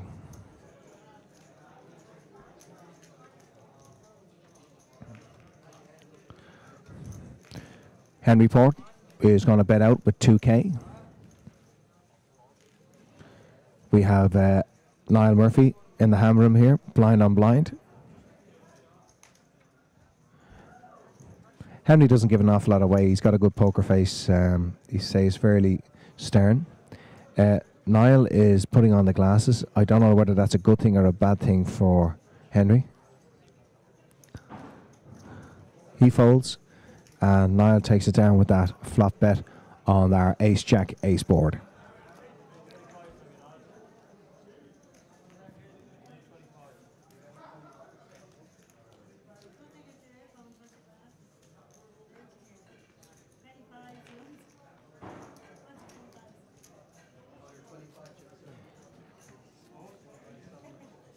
We got a little over 3 minutes remaining on our main event, and we have 113 players remaining in the main event from 198 starters. €32,000 is up for grabs and will be divided unequally later on tomorrow afternoon as we start to get down into the money. I assume we're looking at 20, 21 players getting paid out, something along those lines, maybe a bit more because it is an amateur championship of poker. And we're about to see our next hand. As I say, we've only got about 2.5 minutes remaining at this level. After this level, we lose the 25 denominations off the table. The antes will be 100 and the blinds will be 500, 1,000. So you're welcome along to the Amateur Championship of Poker. We've got a fantastic feature table here. We lost John McKeown, we lost Damien Kent, we have Will O'Connolly, we have Gary Thompson, we have Owen Mullen, Michael O'Reilly in seat 5, Henry Port, IPO finalist, Niall Murphy, Andreas Alos Fenkes in seat number 8. All here, blind on blind action, and we have a raise from Niall Murphy with Andreas to decide what to do. He's raised it up to 2-5, I think. I think that's his favourite raise. He loves to make a 2-5 this now.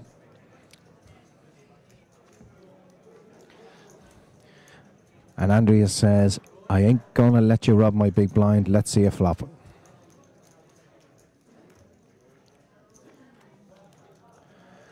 The flop is 7, Ace, Ace, 2 hearts. Niall straight away, no messing with this man, straight away, out from the gun, 3,000 bet on the flop. Andreas gives it up straight away. This will be one of maybe the last two hands, depending on how quickly this next hand goes. I think we're definitely only going to get in two more hands, possibly the last hand before a 20-minute break. When we go to the 20-minute break, we're going to take up some interviews with people all around the arena here. We're going to check out the outer tables on how our old friend there, he's doing okay. Bob Shark Kilt, or Kilt Shark, that he's known as Tate, is there. He hails from, I think he's down in Cork or Kerry, that's where he lives now, originally from Scotland. And to ask the question, what does he wear under that kilt? Not at this time of the day, we really don't want to know. Antes are going out. I think this might be the last hand unless we get through it very, very quickly. Players, and our live stream will be on a 20-minute break immediately after this one. The button is held by Niall and the small blind, big blind by Andreas and Owen. James McHugh and Robert Shanley in the room. After break, will the victim please go to the cashier desk, please? So once again, the names are James McHugh and Robert Shanley. After break, just make your way to the cashier. Thank you. We got a 3,000 raise from Niall here on the button. Quickly followed by Andreas, and Owen has asked how much have you made it? And Owen calls the 3K. These two boys have been going at it hard now. They've been probably the two players on the table that have been up against each other more than any other two players in the last hour or so. The flop is Jack 4-8, and it's a rainbow flop.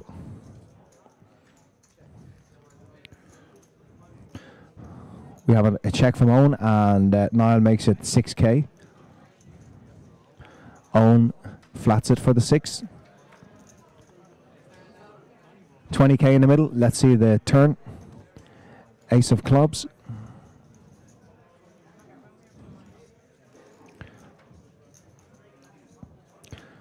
Owen check call now, the flop, and now he's come out betting on the turn. I think he's made it around 4.5. Up to Niall now.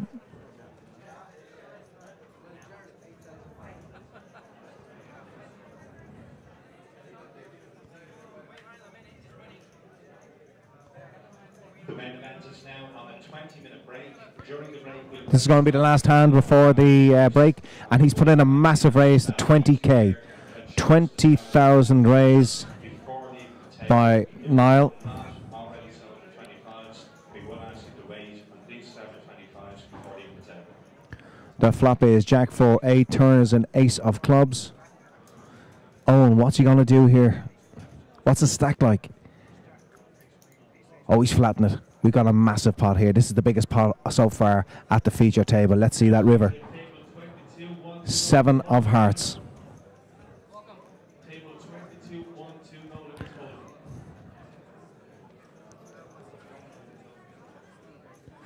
Check, check. Is Owen saying I missed? I think Owen is saying he missed there. And let's see what he's going to declare. Jack 6. Oh, he's called him with the jack on the turn. Unbelievable. Well done there to our winner of the pot there. That was Niall Murphy. Owen was saying he missed. Not sure what he missed there. I must have maybe. I mean, everything else kind of hit. So from the flop bet, but we might find out a bit earlier. But ladies and gentlemen, he's an absolute machine. He is a lean, mean poker machine, and it's Mr. Niall Murphy. Takes in the biggest pot so far that we've seen at the live table. It was over 50K. Well done to you, young man. Go and enjoy your 20-minute break, and we'll see you again in 20 minutes. Tonight? Yeah. It'll be about 10 to 12. Yes. 12 o'clock coffee? Yes. Yeah. And maybe half 11 or maybe half 12? Well, no, it's structured to finish at 10 to 12. 10 to 12? Yeah. So it might have started about 10 minutes late, so there was a bit of a delay, so it'll be at midnight. And back here at this table, how long have I got? You have another 17 minutes. Good man, thanks. Okay. Thank you.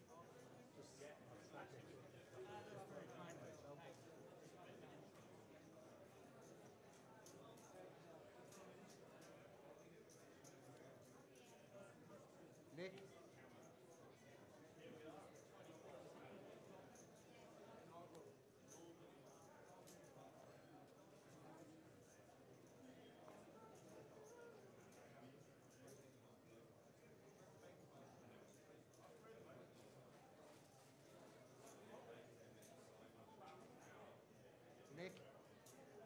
chips to colour up. I'll just sell them and do the, yeah, no problem.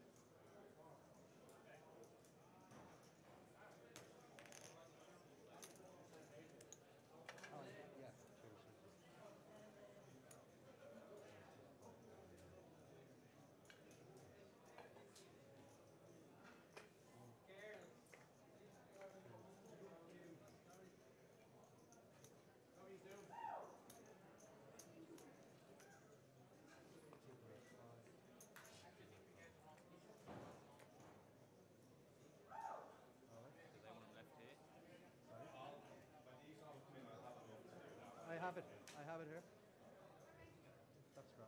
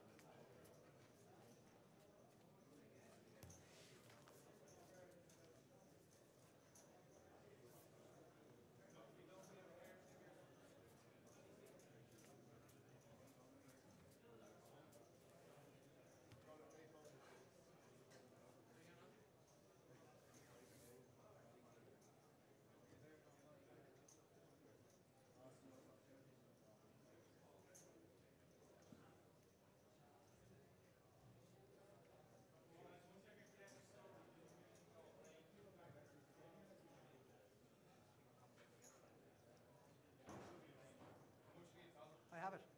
It's done. I got 10. There was Tristan gave me 10. So Thank you.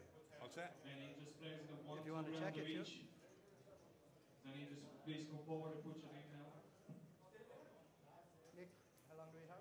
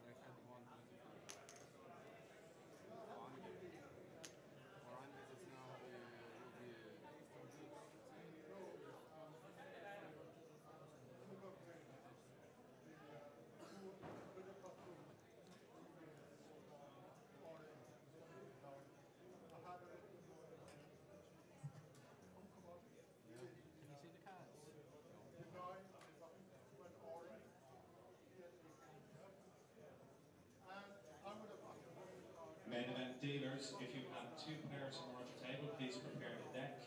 We will be dealing in 1 minute.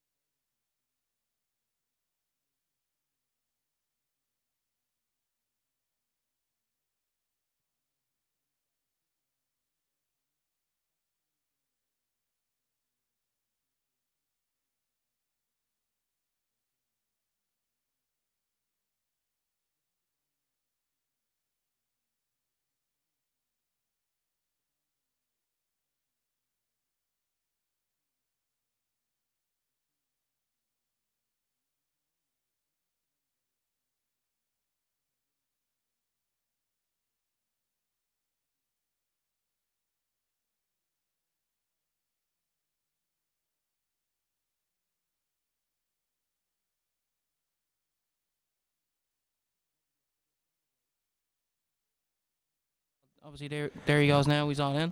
But Well, he's all in for the 10k here. We were just saying a couple of seconds ago, Danny, that with a 10k stack there, you don't want to be raising too lightly. Now we do have a raise. I mean, I think this guy in C3 has to call. What's he raised? A 3k pre-flop. There's a push of about 10k. He's asking how much is it. So he's got a very marginal hand. You cannot be raising in that position. He's under the gun as well, so he should be pretty strong. You cannot raise in that position when you've got a short stack of 10k behind you if you're not willing to snap him off. He has called. Yeah. Now he's asked him, what have you got? It's going to be interesting to see. I don't think he's going to have a huge hand. And let's see what... Claudia, bring them in. Oh, the Apers, bring them in. We're getting them in now. Hold on, let's see where we get them in. It was pocket fives against...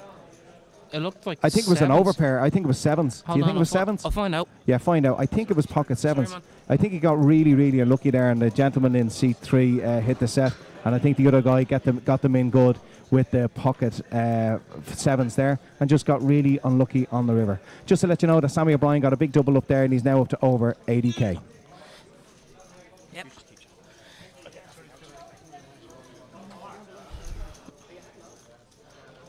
Pocket sevens was the hand.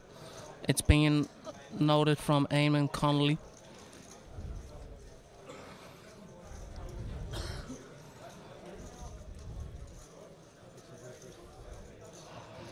Yeah.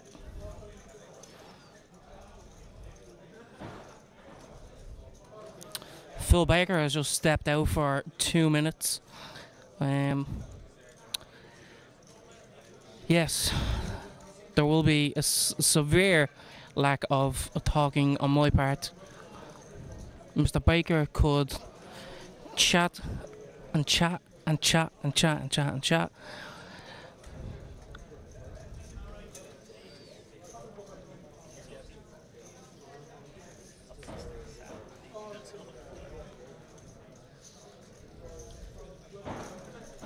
Hey Danny, how's it going?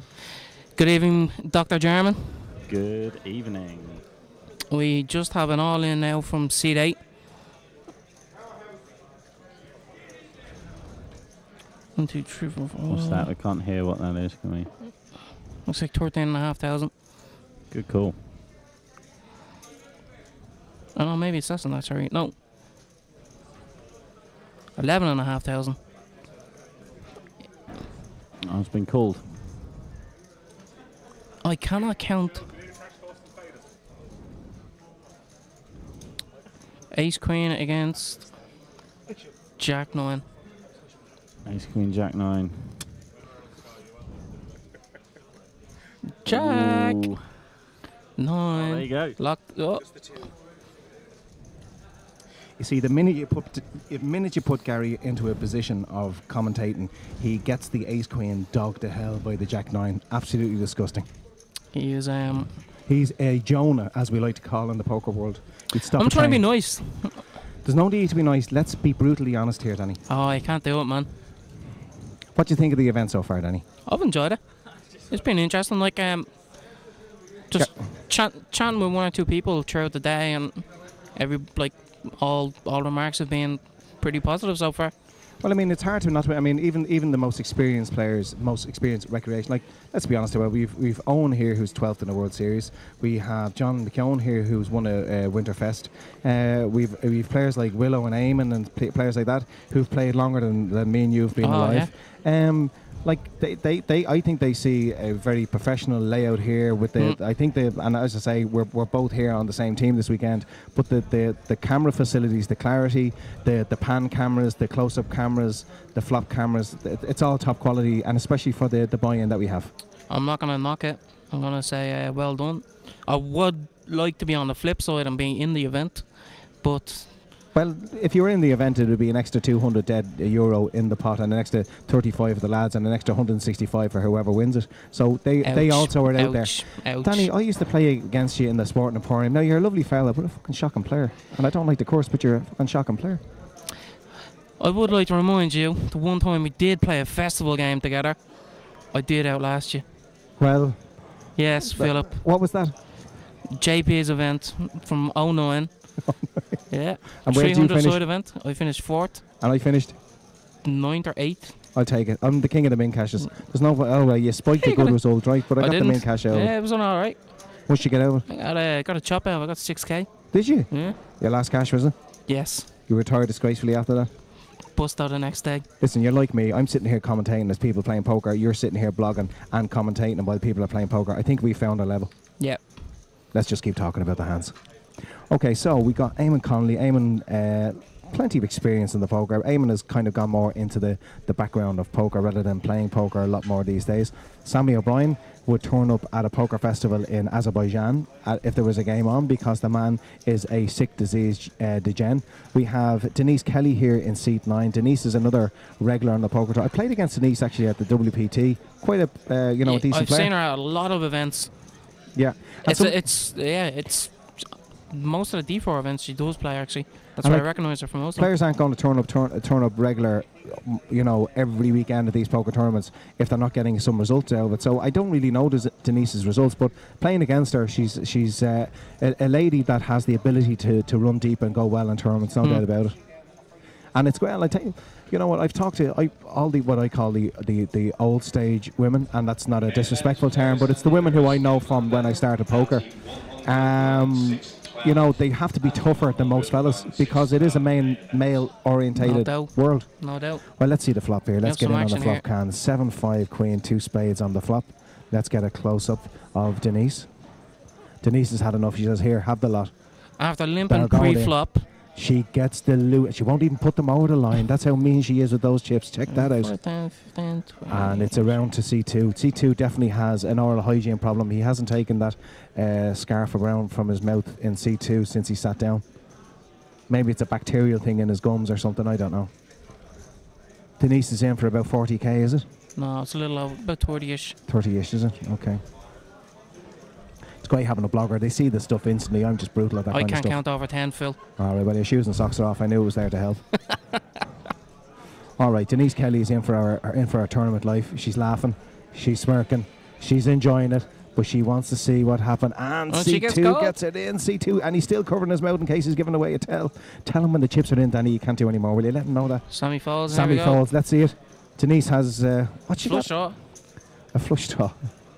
Against the pair. Just the top there. Here we go. Denise is in for a tournament life. No good to her.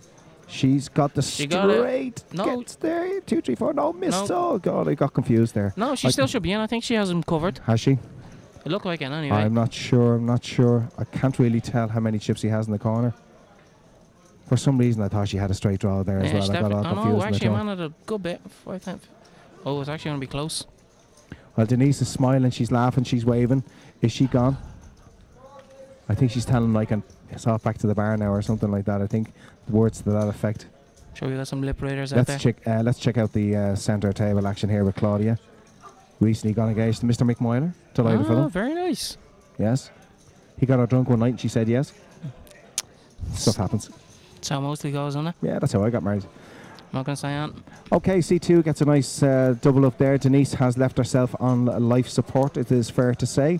And there is our C2. Hopefully we'll get some chip counts. This is the fella who he's got his hoodie around his mouth for the whole of the game so far. There he is now, smiling to all his fans. There's Eamon Connolly there, look, putting in the order for chicken curry and chips later on his phone. Good man, Eamon. Sammy O'Brien got a massive double up with Ace King versus Queens there. There's Sammy. Sammy he loves the camera, doesn't he, Sammy? His phone's being blown up. I seen him waving at the camera there a minute ago. Sammy has a face for TV. He really has. He's a handsome man. He's like a... there you go, there's the phone again. Look, he's like a quirky Telly Savalas. He's absolutely massive. Well, whoever's watching this, and the next time you get on to Sammy, tell him to give us a thumbs up. Look at that! Look at that man! Look at that! He's different gravy. He's different gravy. Loves poker. Absolutely love it. The man will play 24/7. Wouldn't matter if it's a 50 quid game or a €2,000 game. Loves the game. Great character. That's what you need. Him and the Bomber used to be great mates. Don't see the Bomber anymore. The Bomber Nolan. Chops around once or twice. Busy working, he says. It's disgusting how the recession has gone that people have to go back and work. That's it.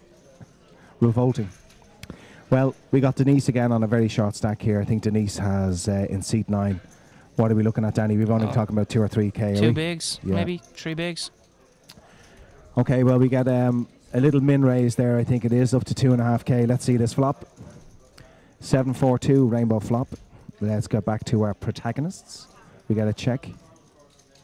And he ain't going to check, is he? I think Gary's very impressed with my vocabulary here with protagonists. Makes it 3.5k. Quick fold. See, that's why I was afraid to come onto the stream with you. Why is that? I was either going to get slaughtered by you, Yes. or you were just going to out-talk me with your fancy words. Well, Danny, it's not all about being fancy. I've also always been known for quantity over quality.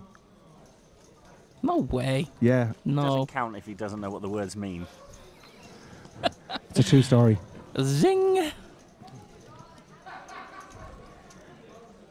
So Stuck for words, Philip, are we? no. It's just that it's only Gary slagging me off. It could be worse. It could be somebody that actually means something from. Dr. Jarman's the greatest. What? Dr. Jarman's the greatest. Listen, I know you're kind of having some kind of Brokeback Mountain affair with him. I'm not getting into it. That's up to you, the two of you boys. The best of luck to you. It's not my fault you're jealous, Philip. I am a little bit, to be honest with you. I knew it. All right, let's see what's happening out on the other tables here. Who have we got out here? We've got Big Del. Big Del We got boy the there. big boy. Yep, big He's Del a boy, man. monster of a man, isn't he? He is huge. And you know he does the white collar boxing as well. He's also... there's Martin's head popping into the background. Big Del boy. He's supposed to be a pretty mean chef. Mean chef. I think he's mean mean at chef. everything he does. He's in the army. I believe he's an army boy as well. As far as And I know, then Tom yes. came in with the bagpipes going, Bob came in with the bagpipes going earlier on there. Did. Got him blasted up. Yeah, good lad. He's not the full shilling, God bless him, is he? I don't know him that well. No, I do know him, and I can honestly say he's not the full shilling. But in a good way, Mick McCluskey over there, I can't believe Top right-hand corner. Mick is actually, he's like the microwave age. Mick is actually getting 3 years older every 6 months. Mix good people. He's unbelievable. The man's results in the last 2 years is sickeningly good. I How did buy many some times? action of him in the WPT recently. How'd he doing that? He busted out Bubble-ish, was he? not too far from the money. I think he was around myself. I was 42nd, so I think he was somewhere near me. Yep, wouldn't mean too He's far so off it. unorthodox for like a mature player. He's so unorthodox. It's very hard to play against him. Yep. Very hard to play against him. Mr. Sammy O'Brien, I think, has just got a 3-bet through there on the Bhutan. And Sammy's giving the deal. Let's get a look at Can Sammy I keep again. these? I think it Look at was. Sammy. Look at him. Look at that smile. Unreal. The $1 million smile. Ah, yes. And we got Brian. Brian Keeley has joined us. Brian is a pal of mine on Facebook. My God, that man can Is he? post. Yeah, posts like a lunatic. That used to be my Poker Star stop. He stole it on me. I put on a lot of weight since then. I don't care. Ouch.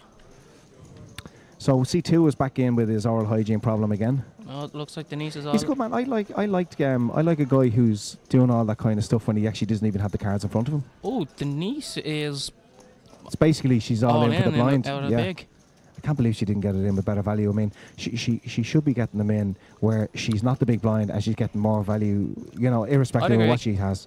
She's got no value now with the stack that she hasn't incorporated a big blind. Get them in and hopefully somebody re-raises. She gets the isolation and then she has treble the chips instead of just double the chips. I blame the parents. This is high quality content from Phil Baker right Tell here. you, it's deep. Very deep. So Denise is basically all in.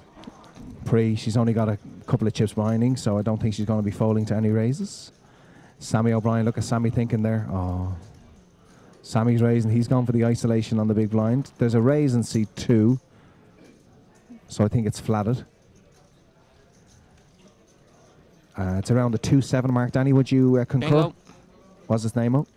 Fold. Denise gets them in. Oh, it's a loose call. It's a loose call for the extra 200 chips, is it? That's the one. And we got a side pot to try and work out. Yeah. So I can never be a dealer. I can't count. I know that, but side pot action always confuses me. I see some people betting it out when they're draws and stuff like that, and there's somebody in the main. Now I know the main is tiny here, so it's not really comes in. It doesn't really come into the calculations because it's such a small main. But Well, let's see what happens on the flop. Claudia, main pot's actually pretty decent.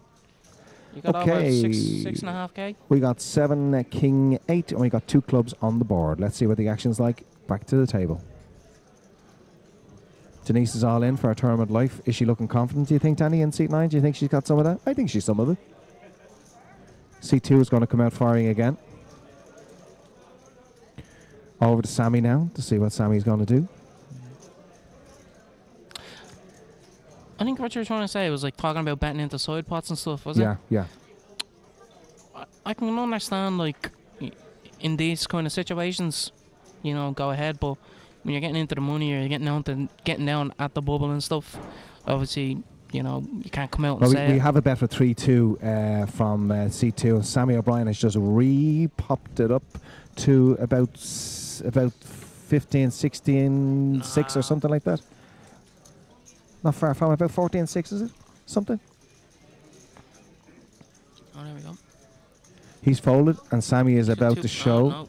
the pocket sevens. Denise will be more than likely. Pocket sevens, he's got the set. I wouldn't be raising there. Pocket sevens versus the all-in of Denise with 6. She has to have outs. She got the club. She got the other club. She's got the clubs. Oh, she's got the outs. Come on, the club. Oh! She's hit. Oh, look at that. She's hit her flush.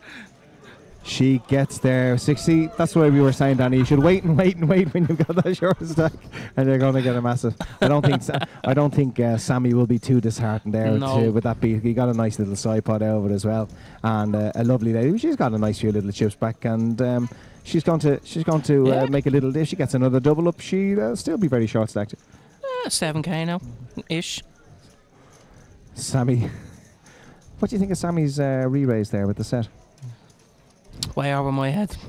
There's levels within levels, Phil. Yeah, but Denise's the main pot doesn't come in. The main pot doesn't come into calculations whatsoever. You forget about Denise in that. No, hand. I definitely agree with you though. Like I when definitely think you you have the should flat. original, Yep. the original razor leading into you, and with a hand like Sammy's, And especially with a draw heavy board, it looks like you're drawn, so you can actually flat it there. And I think you can get a chunk of chips off if he comes back at you again on the turn. If you want to make that move in the turn, 2 things. First of all, it's a much safer position. There's only 1 card to go if he is drawing, and if it does hit, you can actually get away from the hand a little bit as well. So, or you can control the pot a bit better. That's my own opinion. Sure, what would I know? No, I definitely agree with you there. Like Sammy folds. Brian folds. Fold. Seat 8. Will Denise do it? Will she? Oh, we can nearly. There it comes. Get it in, Denise. Oh, good girl yourself. She gets it in. Well, she got looked up now by. Oh, instant call. Instant snap call. Snap call from Eamon. Let's see what he's got. Michael dragging the cards. Denise, how are we looking, girl? Are we looking good? Dragging the cards, Michael. Lock. Drag in the cards, please, people. Dealer. There we go. No. Jack. Oh, too high. Too high. Oh, you down, can see down. one. Yeah. Oh. Queen Jack and 10-5. Live as hell. Queen Jack against 10-5. Who do you think? 10-5. Yeah, you're right. I will agree with you. Okay. We got 2-2 king. No help for Denise at the moment. It's an 8. She's got to hit the 10 or the 5 to stay in this tournament. Denise Kelly. Oh! She hits the river. This woman is something else for getting them in. Not so good. And hitting. Unbelievable. What do we say about 7k? That's a nice little double up there. You're probably up to nearly about 18, 19, maybe 20k. Just shy of 20k. Yeah, with the antes all in. Well done, Denise. Woohoo. From 0 to hero. That's it. 10-5 and 6-3 at clubs. If she goes on to win this, she can show this live stream to our kids, grandkids, and everybody. 1.2 bigs, and now. Boom. For shizzle. I'm not gonna comment on that remark. Who do you know? Do you know anybody out there? And we know this. I do. I know that's sitting to the right of Mick McCluskey. We have. His surname's really hard to pronounce. Robert Scherer. Scherer, C-S-I-R-E. Yeah, Scherer or something like that. Yeah, Hungarian-based lad. Yeah, himself. He's a twin brother. Has he a twin brother? He does. Yeah, 2 nice guys actually. Yeah. Very chatty. Final table of the UK IPT Dublin 2 years ago. That's correct and right. Yeah, not too bad. Going seat 1 on the very bottom right-hand corner with the glasses is Jarlath Newen. Who won the Western Open in 2012 for 9k. So I heard you saying. Yeah. And then across from him, up on the right hand on the table, we have John Hanapi. Plays a lot of the festivals around Dublin. John there? Yeah. Do you know the gas thing about John? I'm just sitting here, John. He's the spit image of my brother, Derek. He is. He's very like him from the front. I should know I'm related to him. So you know this guy here on table 1 on the... in the Ireland jersey? No, the guy to his left, the guy moving the chair down there. No. Northern Ireland guy. We played the round of each at the WPT a couple of weeks ago. Okay. He got absolutely obliterated out of his skull face, bad drunk. Wow. And it was the funniest. He actually got moved table just because of the noise, and then knocked Barry McGlinnan out, and then Barry abused everybody because he got knocked out by the drunk. Wow. He's a funny guy. He's a nice guy. He's sober today. He's feeling it though. He's not a happy man sober at all. Me personally now, when it comes to boozing and poker, I try and cut it down. I've had one or two. Well, I know you don't drink, Philip. Right. So, But to be honest about it, Danny, when it comes to poker, unless you're going into the jackpot for a cash game, I don't think you should be drunk. And that's the appeal. But then again, I do also like the aspect of just kicking back. It depends on the game, and the only thing I don't like is that if I'm very respectful. Sammy put a raise in here. I'm very respectful of players. If it's 100 quid, 200, 300 quid, I understand that if a fella puts 120 quid into a tournament, it might be the 120 quid he has that week to play the tournament, and that's his poker for the week. And I think it's very disrespectful that if a bigger, higher profile, bigger player in the game comes along, sits down, gets very, very drunk and destroys the game because he doesn't care about the 120 game. I think we have to be respectful to the people on the table. Now, people say, how do you destroy it? Because you get the usual kind of drool and the messing and all that type of stuff. So I think on a tournament game, and a cash game is different. The cash game you can stand up, walk away and go to a different table. But in a tournament, you should be respectful for other people, and you should keep a certain amount of decorum at the table. I would agree. Well, we've got a situation here where Sammy looks like he's raised it to 6k on this flop. It's a 6-10-2 flop. He's raised the 6k, and gentleman in seat. Oh, Sammy's attempting to show. Hold on. Let's get them in. Sammy shows the sevens. That's what you call bluffing with the best hand. It's like, yo. Looks like we have another co-commentator coming in now. Danny, I'll give you 100 quid to stay here. Sold. Unbelievable. I've sat nav Michelle Gavigan standing behind me waiting to come in co-commentating. Can you just reiterate what she said there, Danny? I cannot repeat it on air. Can you do it on a Port Leash kind of mid-Ireland action? I don't even want to do it.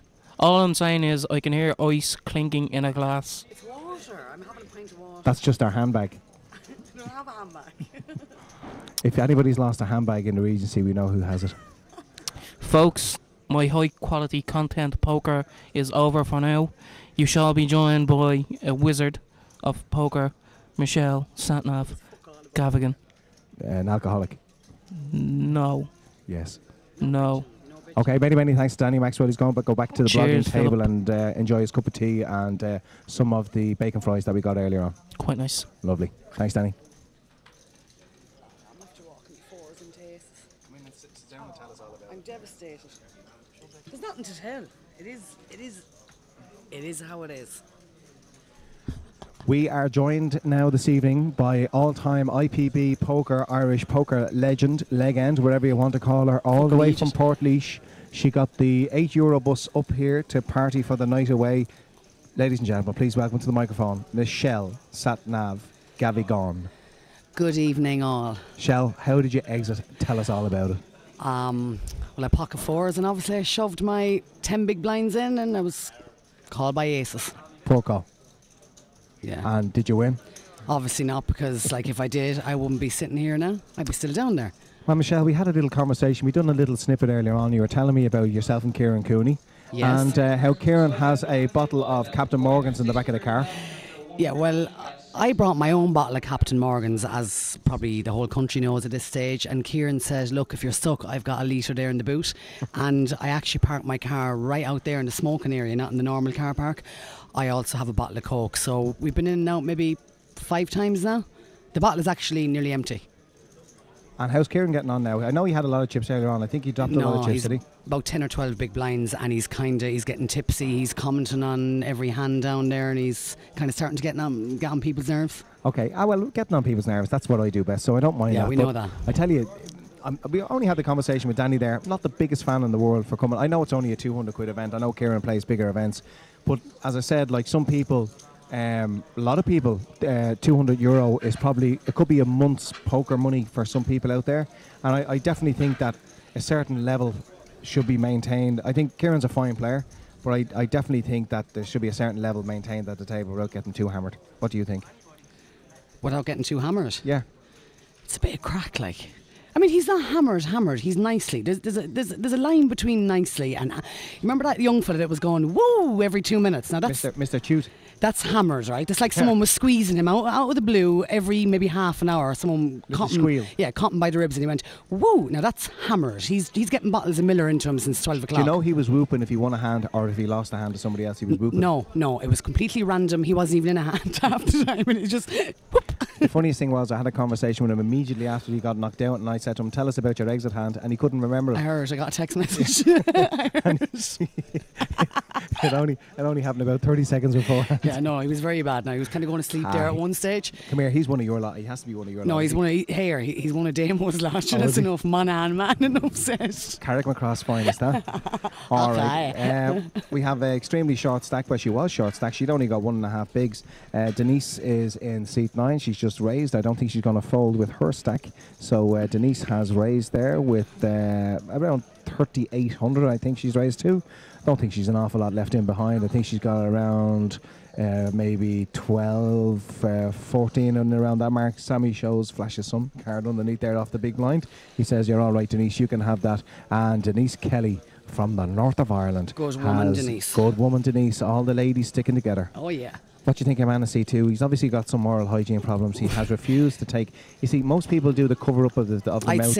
I think he's got a hole in his tooth. He's conscious of it. There's probably a smell off his breath, and he doesn't want. Think the smell? You should get some Captain Morgans into him then. That'll sort out the I have smell. a drop left if he wants. It's definitely. He's like a Muslim there, isn't he? What do you think? Yeah, but I mean, I don't mind you covering it up while you're in. But when you're not in the hand, you can actually relax that down a little bit. No, I'd say he's a hole in his tooth, definitely. And the coal is getting in and it's hurting. No, I'd say he's conscious of the smell off his breath to the chap there to his left.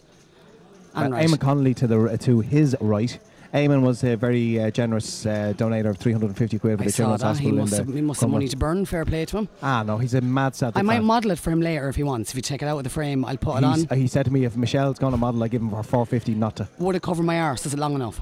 Does it really matter to a woman if it covers the arse enough? Yeah, of course it does. There's lots of men making nod. Sure, we can give us something to talk about. Yourself and Bob could go around in the Doesn't take much for you to kilt. talk about me. Jeez, I forgot to put my hand up Bob's kilt tonight. I normally do every tournament, and he just stands there. Is he a real Scotsman? He just stands there. He lets me do it. Oh, sure. Oh, he's a real Scotsman, yeah. Well, It's a bit shriveled up, like he's an old fella. At Bob's age, there's nothing much going to happen anyway. Okay. Let's check out the flop. It's 2 Queen 9. Let's see how many players we have in this one. We've got Brian, who's in seat 6. He's just joined us. Brian has played a lot of regional poker around the country over the last period of time. He's made a 3.5k bet, and Sammy folds when it gets back around to him after he's been called by seat 7. And let's see the turn. 6 of spades on the turn. And back to the players. We got seat 6 Brian, and we have seat 7. We have a bet of 7.5, and we get what we like to jokingly call a string call. Let's see that river. 2 of diamonds on the river. Hasn't really changed an awful lot. Let's go back to the main event. Brian is going to make his 3rd bet. Pre-flop raiser, flop bet, turn bet, and now 4th bet of a river bet. He bashes them in there. A lot of chips went in the middle, and seat 7 folds. So Brian takes down a nice pot. It's hard to know. It's hard to know what the caller had in those 2 streets there on the Queen 9-2 flop. Maybe 10 Jack. That's the only hand I can think of. I think he might have had 10 Jack up and down. I wouldn't have a clue, to be honest. Could have had 9. I think he calls with a 9. If you've called the flop with a 9, you call the turn with a 9. The 2 on the river makes no difference. So if you think you're ahead, I think you have to call the river, so I doubt he has a 9. You're the expert, fella, sure. Well, I'm brutal, like. I'll try and talk about it. I put him on King Jack. I tell you, you're some man for that auction. How'd you learn how to do that? I'm very quick with the L, you know yourself. Jesus Christ, you're like one of the knackers. Sure, you have to make money doing something, Michelle. You know yourself.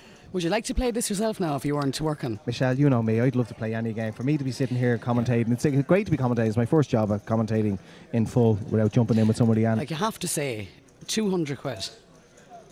in fairness, great show. The setup, look around the room. Come here. We're looking at the plasma screen here, and we've got the and it's massive. We've How got the many screens panorama- right now? we- 2, 4, 6, we've 8, 6. 10. Yeah, but we've 10 got screens. 6 cameras on the go at once. Yeah, it's We've unbelievable. got the panoramic, we have the close-ups, we have the flop cam. Crystal clear We picture. have crystal clear. It's Yeah. as good as you're going to get. So it's a top quality Brian and D4 events. I know this is a little bit of a prelude event to the main event next weekend, which is the Deep Stack and the 2000 They're high busy roller. for the week, yeah. Yeah, it's going to be out the door. I'm going to play We've the got- high roller myself, actually. Yeah. Yeah. The low rollers, that what you said? All right.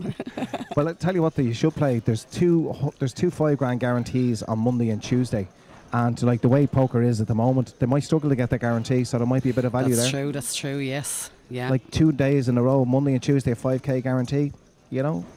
I Yeah. hope they don't. I hope they get their fill because the guys deserve it. They put so much money in behind the production of You can every see poker it. tournament. Walk into the room, you can It's see unreal. it. It is unbelievable. In fairness now. Sammy Top- bets out the turn there and gets the bet through on the 5, Jack 2 ace, and Eamon Connolly decides enough is enough and he folds. No, I mean, you look at this, it's a 35 quid reg. I was reading on boards there earlier read and I it. actually made a Yeah. comment and somebody was saying 35 quid reg for the 2-day It was a new event. account. It was a new account. Could have been anyone. 35, it's a rip-off, it's a scandal. Are you No. having a laugh?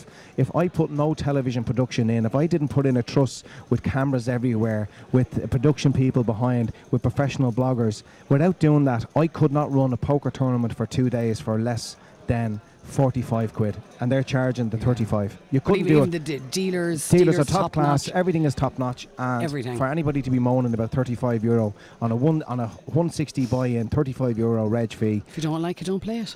Come here. Don't even listen. Don't even talk about it because Yeah, no. anybody who I has a agree. pub at that does not know what they are talking about when it comes to pricing up events. No, there's a lot of work gone into this now, in fairness. It's fantastic.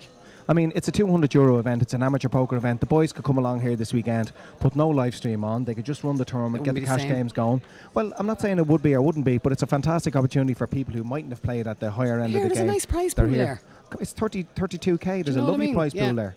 But to add in the extra live stream and all, it's a nice touch from the D4 lads. It's fantastic, definitely. We're being folded around to Sammy O'Brien, and we had the under the gun raised there by Denise. You'll have to be a hero to take this woman on now with that stack. But we do have a hero in the small blind, and he has flatted. Let's get over she to these raise there? people. She did What, she indeed. left behind? She raised under the gun. Well, she's got about, I'd say she has about 19k now because she's after getting a couple of doubles up and then one through there on a raise Right. about 2 hands ago. Let's see the flop.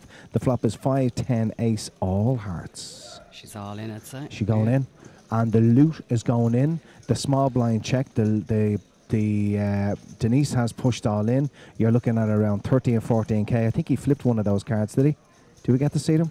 Not at all. He didn't look a happy folding camper at all, did he? And look at Denise. Denise Kelly she had 1.5 big blinds. Fair play. She got it in. She'd only 200 left. Chip in the She got chair. it in. She hit a flush draw on the turn. She got a double up. She got another double up the next hand with 10 rag against ace queen. I See, think it's it all was. luck, Phil. I know, it's not all luck. You get them in when you're live. You're live. But I mean, she's come here. She's still she's play to still her. short stacked, so she's still not in a wonderful position. She's But still if she comes back to take, if she comes back to cash or even win this event, it'll be something she'll talk about forever. Exactly. So Satnav, tell me about your poker. What's your biggest bink? What's your biggest Oh, win? fucking small enough now. I'd say it's actually embarrassing. I don't even want to get It's into never it. embarrassing. What's your biggest return in poker? I'd say about. Jesus, this is embarrassing. What is it? About 50 grand.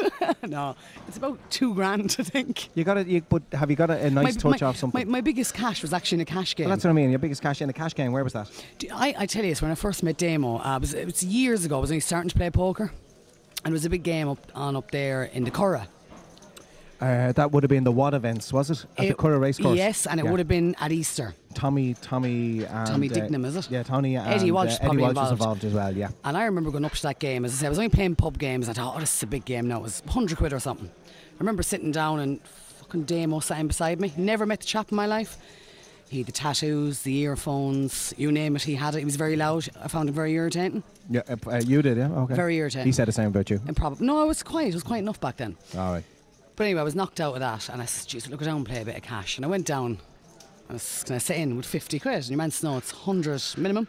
Yeah. So I went down to the bank, and I said, "Right, I'll come back and I'll sit in with 100. First hand, I pocket kings, shoved all in, doubled up. Next hand, I think a pocket jack, shoved all in, doubled up. Lovely. But as I was playing, every hand. I mean, I hit everything. card. So I was looking at chips and they were rising up to 800, a grand, 1500, 2 grand. This is 100 quid, like I said. Okay, yeah. So it was gone to the stage, I was playing every hand. I think played 7-2 and the lad went all in with aces and I called him and I hit the house 7-7-2. So Damo come up to me and he kind of threatened me.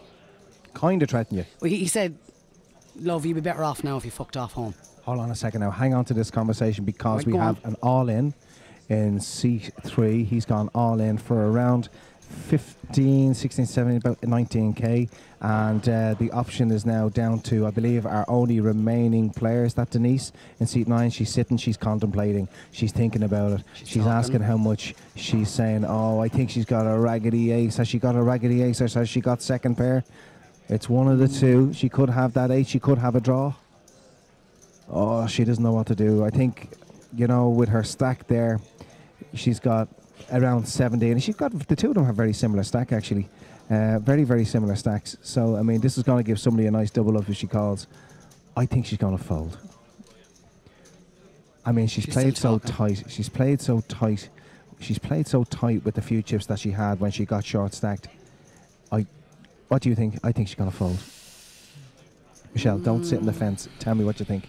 I think she's going to fold too. Ah, you're too late. Yeah. I called it first. No. She's doing a lot of talking there. You just jumped on my bandwagon there, Oh, Michelle. but I knew she was going to fold. Anyway, back to Damo. Yeah, go on ahead. Tell me about Damo. So I'm up to about 2.5 grand, and he told me, you'd be better off now, love, if you fucked off home. He said to you? He said to me. Now, I didn't know him. This big lad from Monaghan, I thought he was Northern Ireland, fucking IRA or something like that. I was kind of getting a bit nervous. He might be.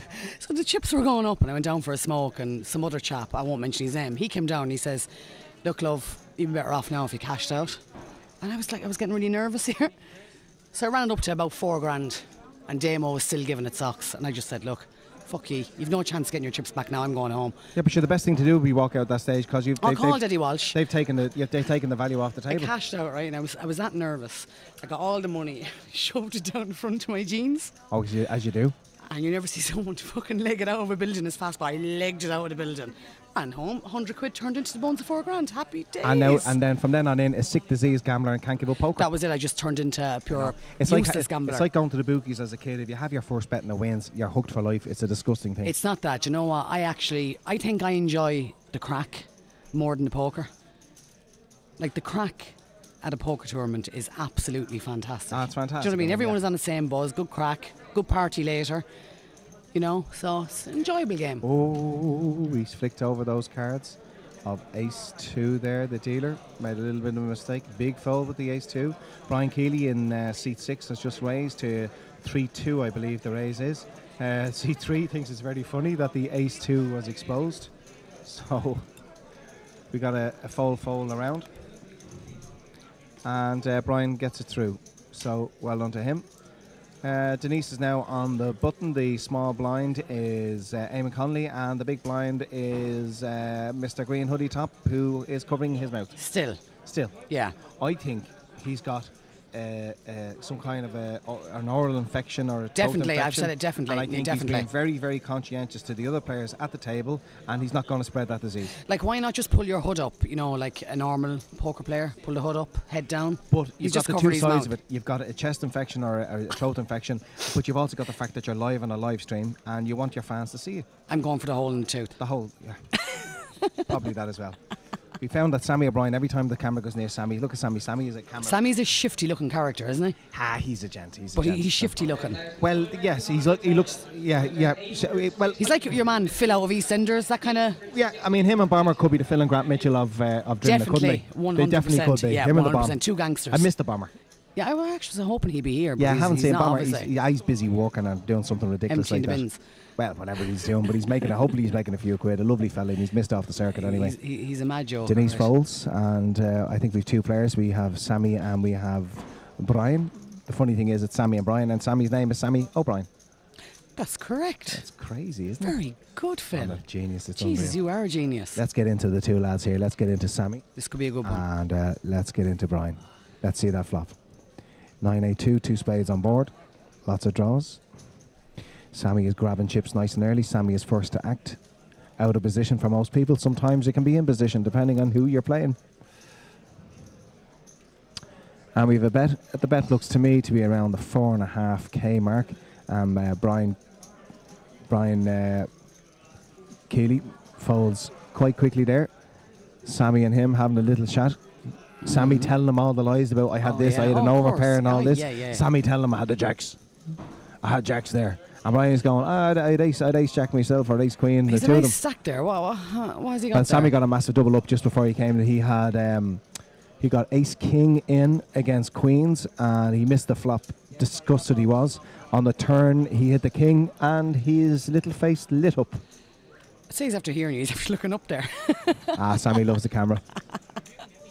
We've had so many people click onto the live stream since Sammy has come on. It's unreal. He's a huge They must have draw. all turned off when I was up now, did they? Well, I'm not going to say that, You took Michelle. me It's off very- fairly quick, like, so I'm presuming the viewers went down there. Well, you know, that's a very personal thing to say. But, yeah, I mean, no, the stream is the stream, and it keeps going as long as the table goes here. So there he is Is the again. great there for the people at home Look there at now Sammy. to... Look at that. Look, I What a hunk. love Ole 4 times a day. Do you reckon he moisturises? No, he's 70. He's cleansed, tone, and moisturised. Yeah, he's good skin. He's good skin. He's 68 years of age. Is he? He's not fucking 60. He's 68. He's How old is that? cleansed, tone, and moisturised. He's going to He's be on cross-looking though, isn't he?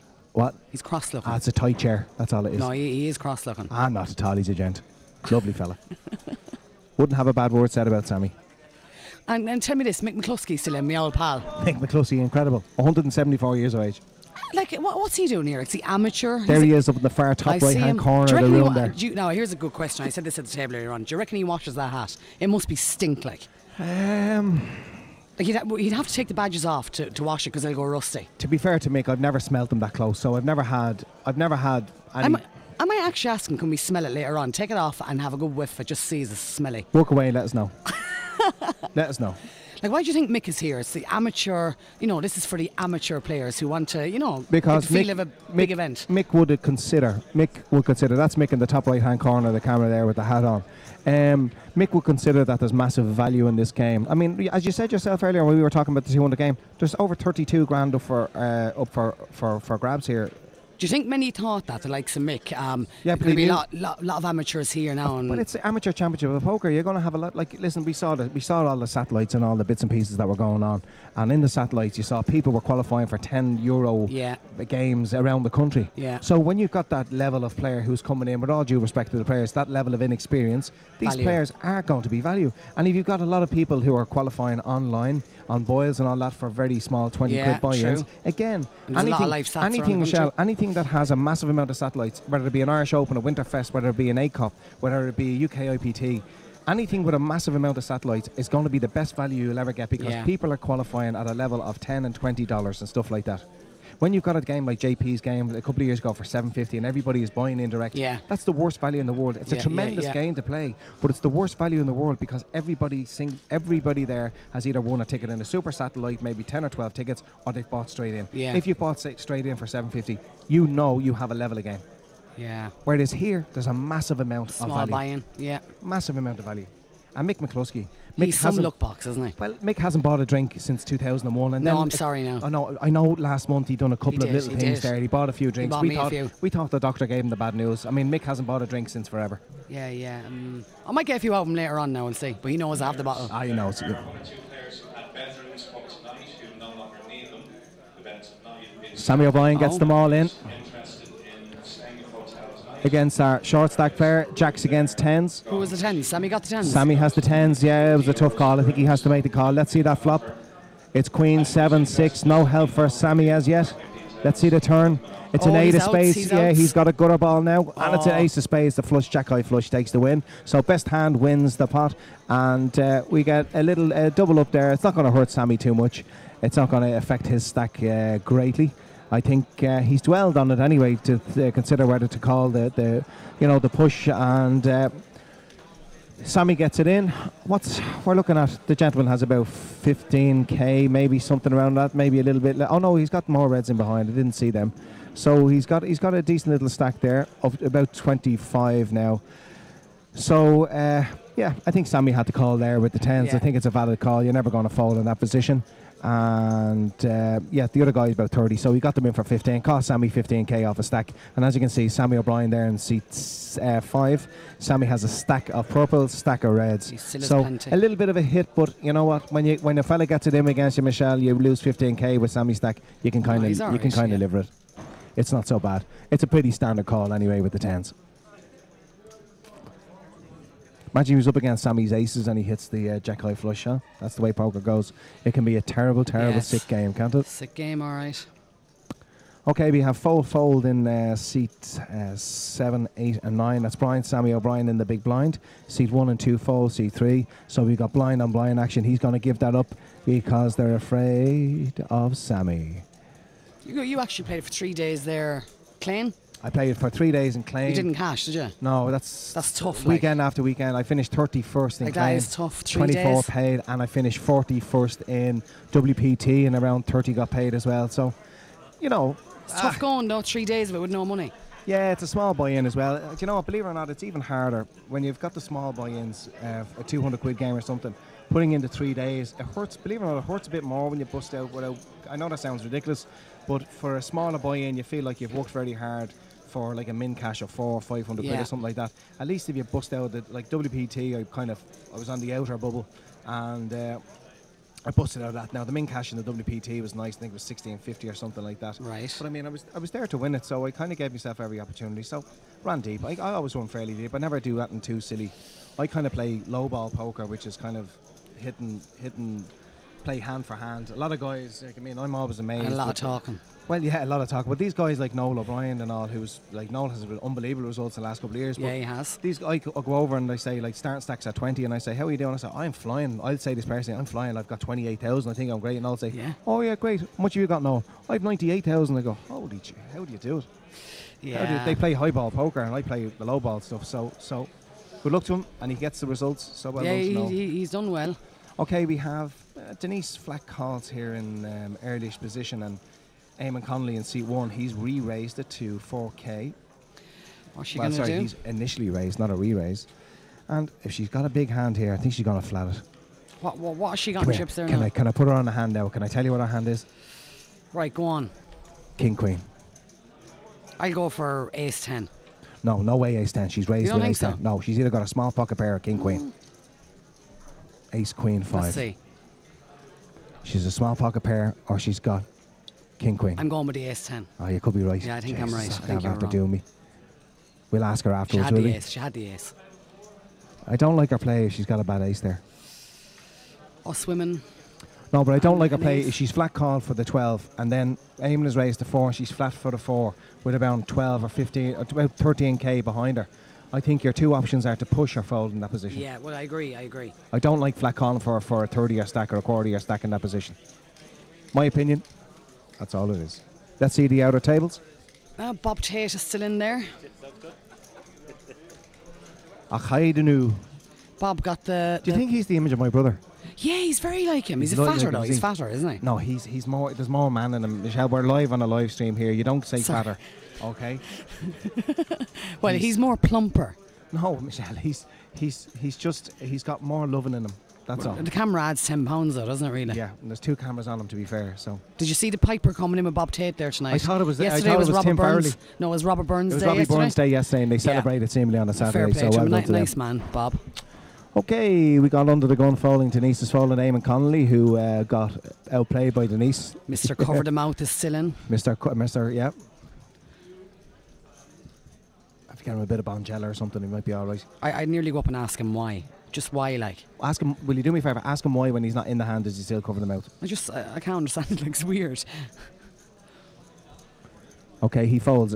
We have a raise anyway from number 2 seat, and it's folded into the button. I think the button's on Sammy. Sammy is there now. Sammy loves the play position, and Sammy flats it. What are we looking at there? 3.5k, I think. Full from the blind. So let's concentrate on seat 2 and Sammy in seat number 5. And let's see the flop. Cover the Mouth. He hasn't played a lot of hands there, has he? No, to be fair to him, he hasn't. 262, clubs on the board. There's our two protagonists. Do you think Sammy had Check. bluffed this one? Tough one to bluff, I think. Sammy's checked it. Turn is a 9 of diamonds. If he checks it here, it's very weak in C2. I think he has to bet it, irrespective if he's still on the miss. And I think Sammy actually call it, might. I'd No, say. I think Sammy. Think Yeah, he'll right. raise He it? definitely call. I think he might raise now. I think Sammy's floating him here. I call I it. think Sammy's calling here just to have a river bet against him. I think Sammy knows he's absolutely none of that, and Sammy's calling just to float the bet. So we got a 10 on the river. Let's see what happens. We're going to come out betting again. I think he's put in a chunky bet there. Put in a nice bet there, about 10 grand, I'd say, didn't he? About Yeah, 10, about yeah. 10k, yeah.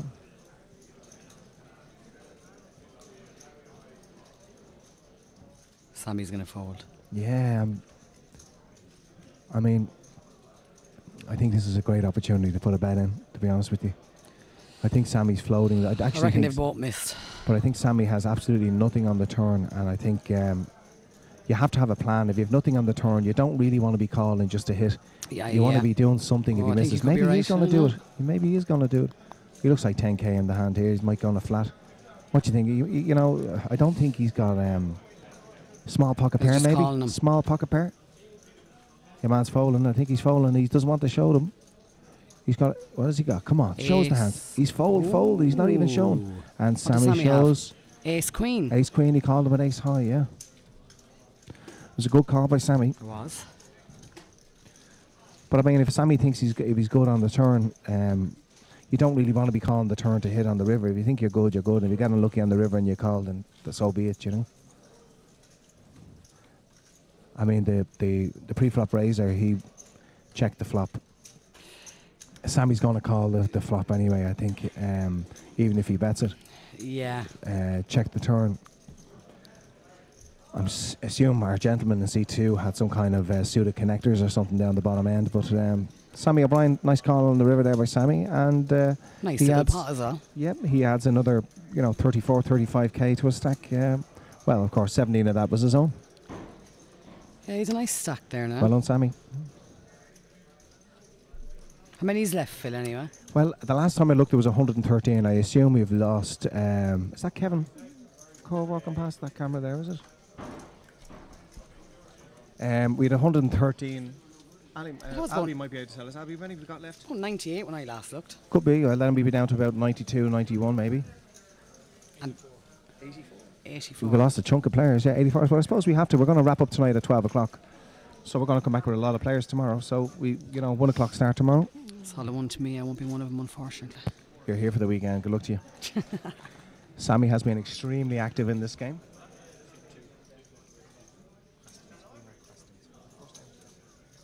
We've just got an update that Rena Crastons is our C2 performer with the green hoodie. We have Sammy and we have Brian in seat 5 and 6 involved in this one. And we see a flop of a raise and a call. Jack 2-2, check. Jackson 2s. Sammy and Brian, two Irish boys battling it out here at the moment. He's very young looking, that chap. Sammy, is it? No. Check on the river, is it? 5 of spades, check. And we see a queen high takes the pot. Queen 6 of spades. So queen high wins it. Jeez, Sammy is going, he's going hell for leather now. Well, it's not only that. You see, I'll tell you what happens, Michelle, and you saw it in the last hand. Sammy's hero call with ace queen. It makes it harder for you to make a move on a fella who you think, if you actually get a really big hand and you hit, you're saying to yourself, lovely, because this guy loves the hero call. So he's just done it and he's got the testosterone is pumping and he's saying he's going to do another hero call. So, the psychology can work both ways in that. And Brian is there and Brian is saying a lot of the time, I'm gonna make a move on this with this river. But with Sammy's hero call in the last hand, it's so much harder to make that call. He's got a big stack as well. Yeah, but it's the mentality of just what happened in the last hand. Sammy is saying, right, I was good. Like queen high is nearly the third nuts in that type of hand, So, on a jack 2 5 board, I think only the 5 is ahead. He's ahead of most other things,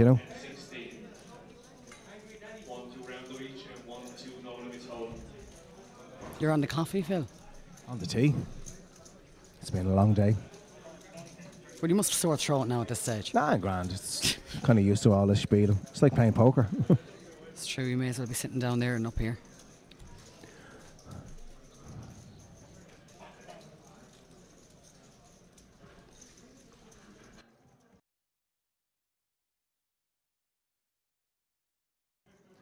So we have Brian Kiley making a raise here in seat 6. Let's see if it... we got a push all in seat number 8. Denise Kelly has folded in seat 9. All the other table are out, but Brian is sitting thinking about it now. Let's get into Brian. Let's see what he's going to do. He's working it out. He's working out the calculations. He's seeing how much chips are involved. He's put the raise in. How many chips has he put in there, Michelle? Did we see how many chips? I don't know, but he's been very quiet. I haven't seen anything of him, so... Yeah. Presuming he has them Yeah, he's got 4.5 in the middle.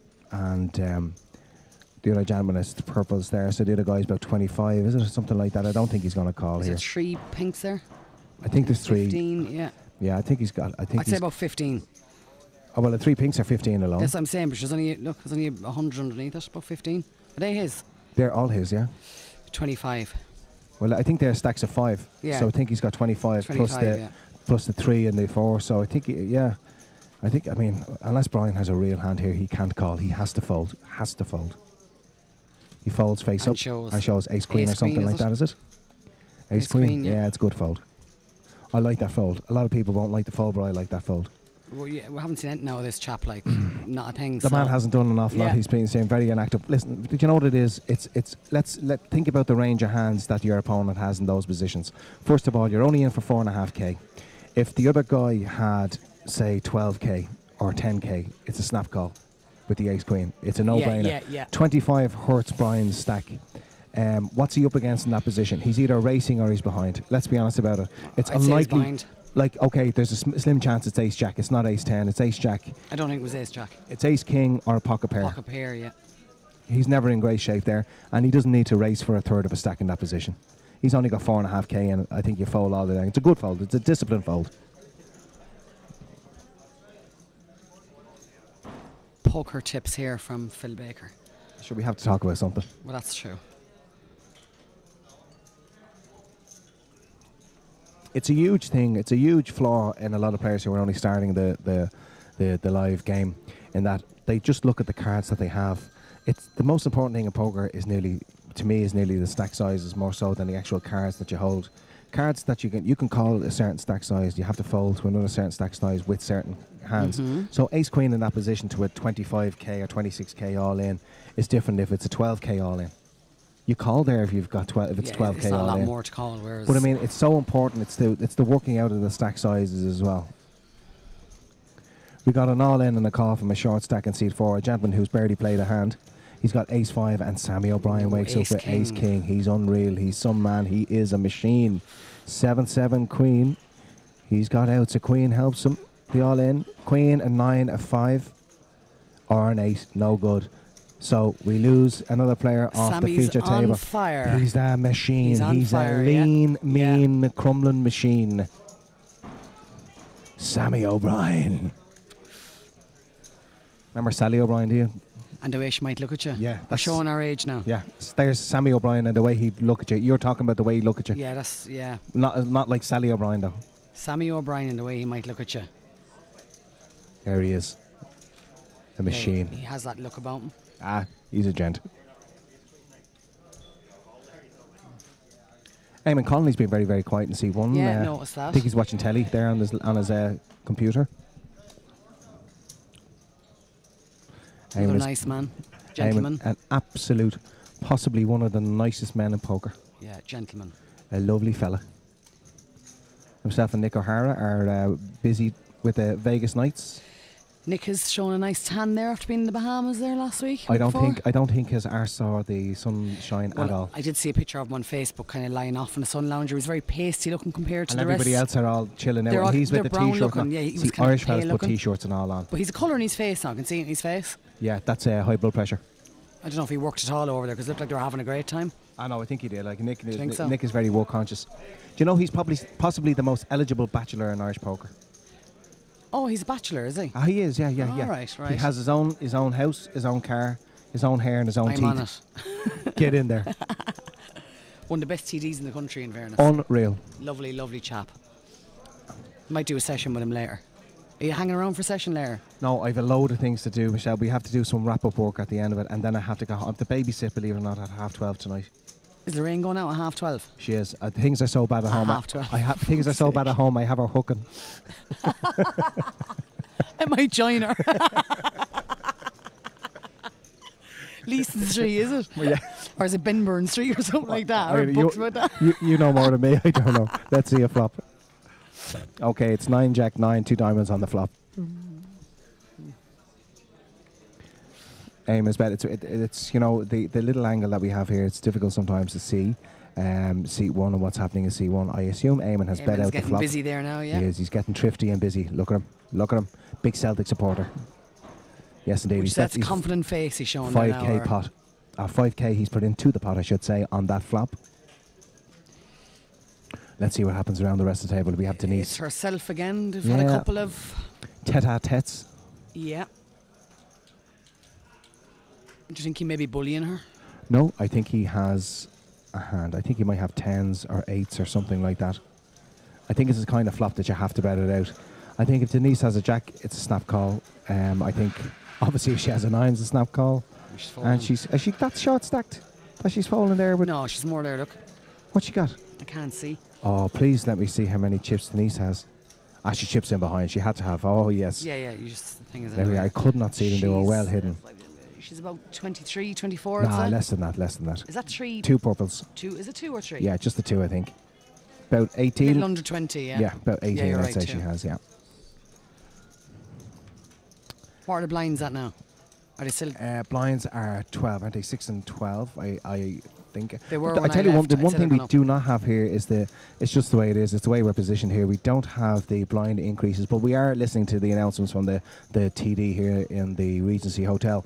So just to welcome anybody along who's dialed into us nice and late in at night. Hopefully you're getting a few drinks on this Saturday evening into you. Michelle Gavigan sitting here getting a pint of Captain Morgan's. I'm actually quite sober, Michelle. aren't I? Well, for you are. In fairness, like for a Saturday night, not bother on me. No, for you, you usually be blittled by about 11 o'clock in the morning. I would be, on Saturday, just know, that's my New Year's resolution. Just don't be acting the age anymore. Right, control, is it? Bit of decorum. Lovely. No, definitely. No, it's you can see it on you. You're a changed woman. Yeah, I'm too old for that crap. Yeah, you are getting a bit on now, let's be honest I am. about it. Yeah. You be a granny. When are you going to be a granny? No, fucking hope. Never. Is she courting? Just stop talking about my personal life. I'm not talking about your personal life. I'm talking about your daughters. Is she courting? Stop this now. We're live. You're going to be a granny. We're not.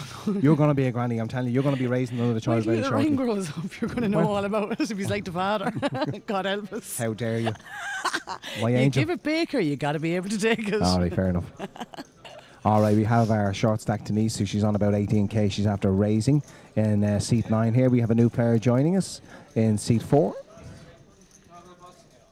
Denise she nearly wants to be shoving now, wouldn't she, shortly? Well, depends what happens. I think she's got 3-2. I think she's put a min raise in there. And seat number 3 has shipped the loot, as we like to say. He has put himself all in. I think she's going to call. Do you know what one of the worst things in poker to ever say to anybody is, I'll put you all in. You can never put somebody all in. They can only put themselves all in. That's true. Oh, it's a horrible saying. Figure of speech. I've done it myself. I know. Okay, Denise has a big... She's raised... I think she's going to call this. Well, she's got 3-2. No, she's folding. No, she's folding. Yeah, the raise was quite tinchy. Do you know what? To be honest with you, with Denise stack of 18k, she's less than 20 bigs. I think she should be shifting her fold, and I don't think there's any raise fold in her stack. To go now at this stage. Yeah, I think in a position where, okay, if you push it in with King Queen or something, you get called with Jacks, you're raising. Did you say she allowed herself to go down at one stage to what? 1.5 bigs? She had 1.5 bigs. So well, she's not obviously that she allowed. She not that she allowed. She got involved in a couple of skirmishes that she lost in, and she got left. She got all in against pre-flop against the player a bit earlier on, and she had slightly more chips than him. Left her in the game, and you know Denise hasn't done anything really that bad. But in that position, I'm definitely not raising and folding. I'm only raising with an absolute monster hand to induce a bluff or induce a softer push. I am definitely shifting in with any. To be honest with you, you could even shift in with anything there at all, because you know you're going to get called by Ace Jack, Ace Queen, Ace King. Obviously, middle to upper pocket pairs, even with a big hand, just get them in and hope for the best. Hope you get a caller. We'll see. Okay, comes back to Denise now. We can nearly see her whole cards. It's fantastic. And here we go. Wished. They're going in. That's She's what she all should have in. done. Boom. Get them in there, Denise. Good luck to you, girl. Eamon folds. C2 folds. Fold. And C4, who's just joined us. He said something about the first one. Tipperary man, I think. Yeah, he is a tip man, yeah. Fold. Go on, Denise. Show them. Don't show him. Oh, show him the bluff. We have Derek. I don't know if you know Derek, the dealer on the table. Derek used to be one of the main dealers in the Sporting Emporium. Yeah, I know him to see him, but I wouldn't know him absolute personally. gent. A gent of a man. Well, all the dealers here have been Yeah. nice now. No, but Derek was particularly himself and Lauren and Kate. And I remember when I started playing poker, the Sporting Emporium was where I used to go to. And Derek was one of the first dealers that I ever came across, and an absolute gent of a guy. Don't see him that much on the circuit anymore. I tell you, they have a tough week ahead of them. Michelle, they're making money, so they don't care. Ah, yeah, but they're making money, but they have a long week ahead of them. Yeah, well, there's a few long weeks on the way. I mean, obviously, if this long week, you have the Norwegian Masters coming up now, which is going to be absolutely nuts. Mental cash games. Mental everything from the 15th of March onwards in City West Hotel. Crazy stuff. I'll try and make my way up for the session. I am sure you will. There's a lot of poker coming up. Yeah, I mean, let's see. We've got Feb. We have the Super Poker event is happening later on in February, and we've got the UK IPT happening in from Valentine's Day onwards. Weekend Yeah, my daughter's 18. is it? Yeah. She's 18. Yeah. You'll definitely be a granny. Stop. Oh, okay. Eamon is after raising to 4K. We got a re-raise to 11K, I believe.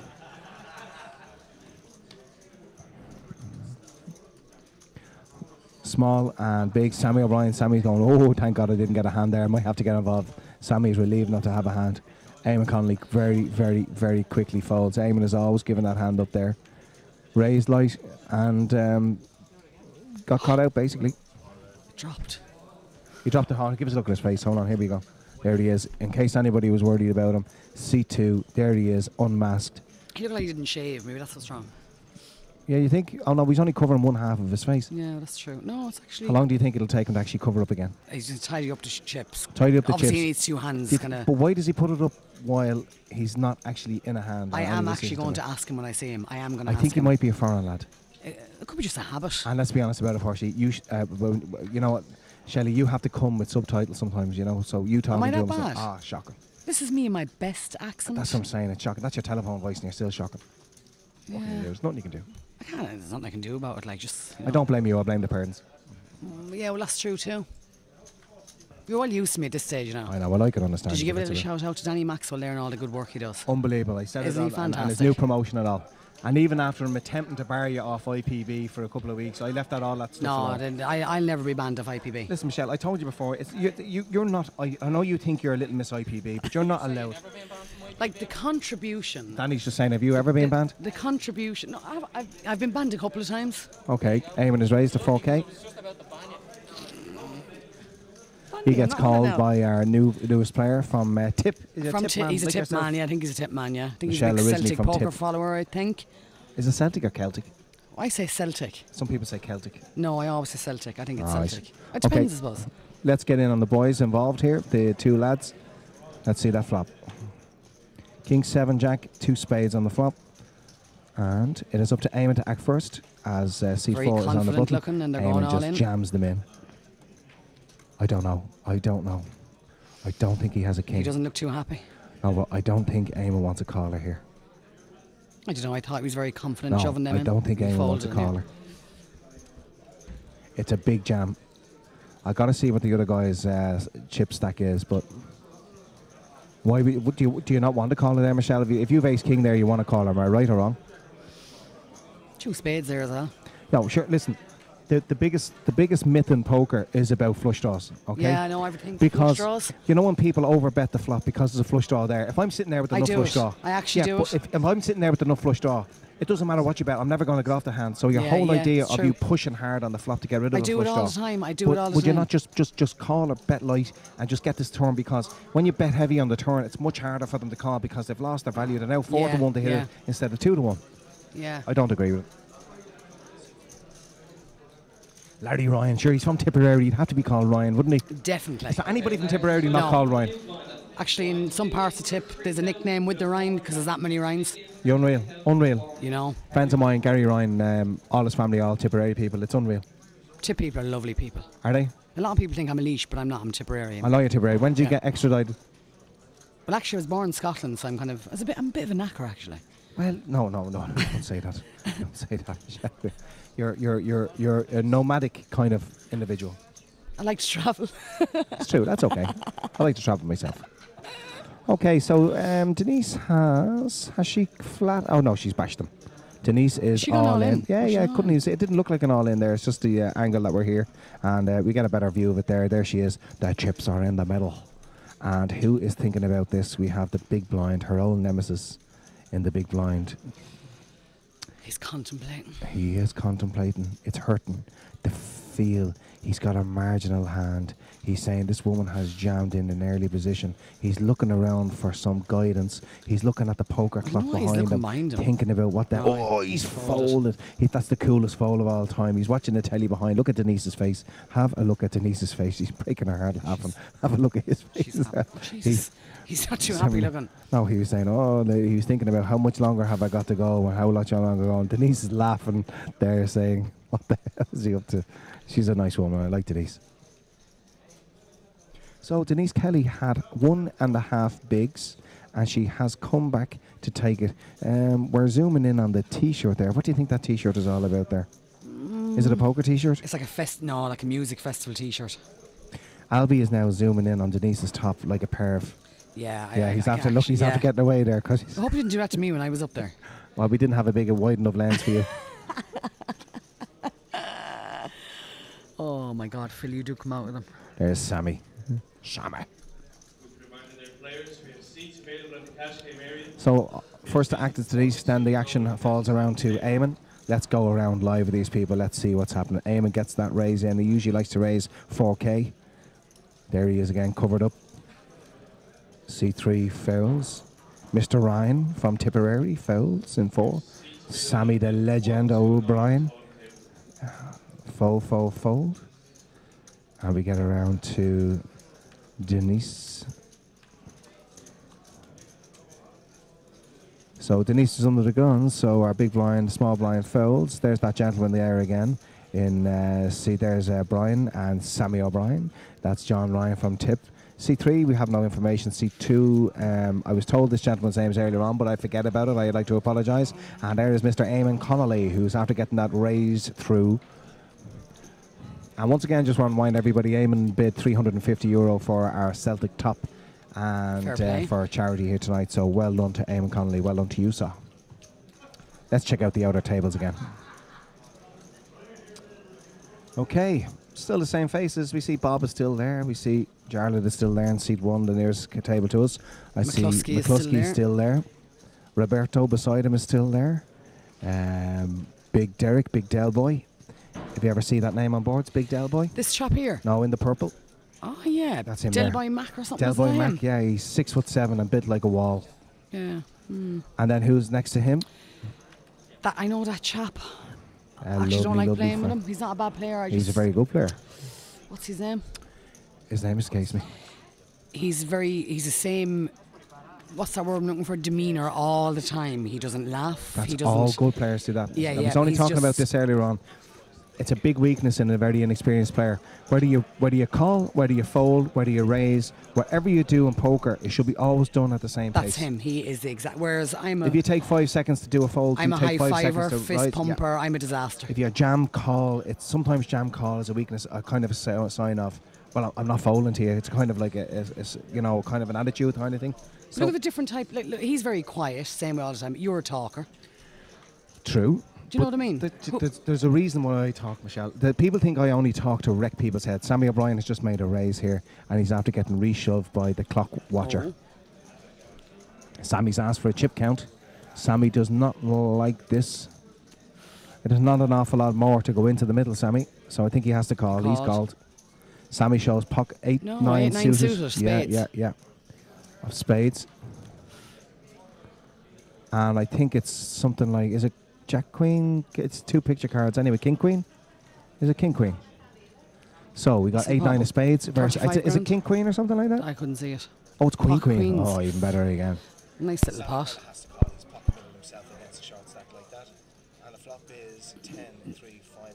No good. It's going to be a straight draw and a flush draw on the turn, something like that. Oh, Jesus. Yeah, flush draw, straight draw. And he hits the flush. He hits the flush. Sammy hits it. Hits it. Michelle, I call that card. I said there's going to be a flush draw, straight draw on the turn. Yeah, you did. I tell you. That's different gravy. You should be up there, not down here. Oh, he's not even going to shake his hand. He's have to walk. Look at it. He's got a big smug. He's just like happy out there. He's definitely on fire. Your man is sick, I'd say. He wouldn't shake Sammy's hand. That's not nice. He can't hear you. Albie can't hear you. He can hear me. Phil's mic is gone.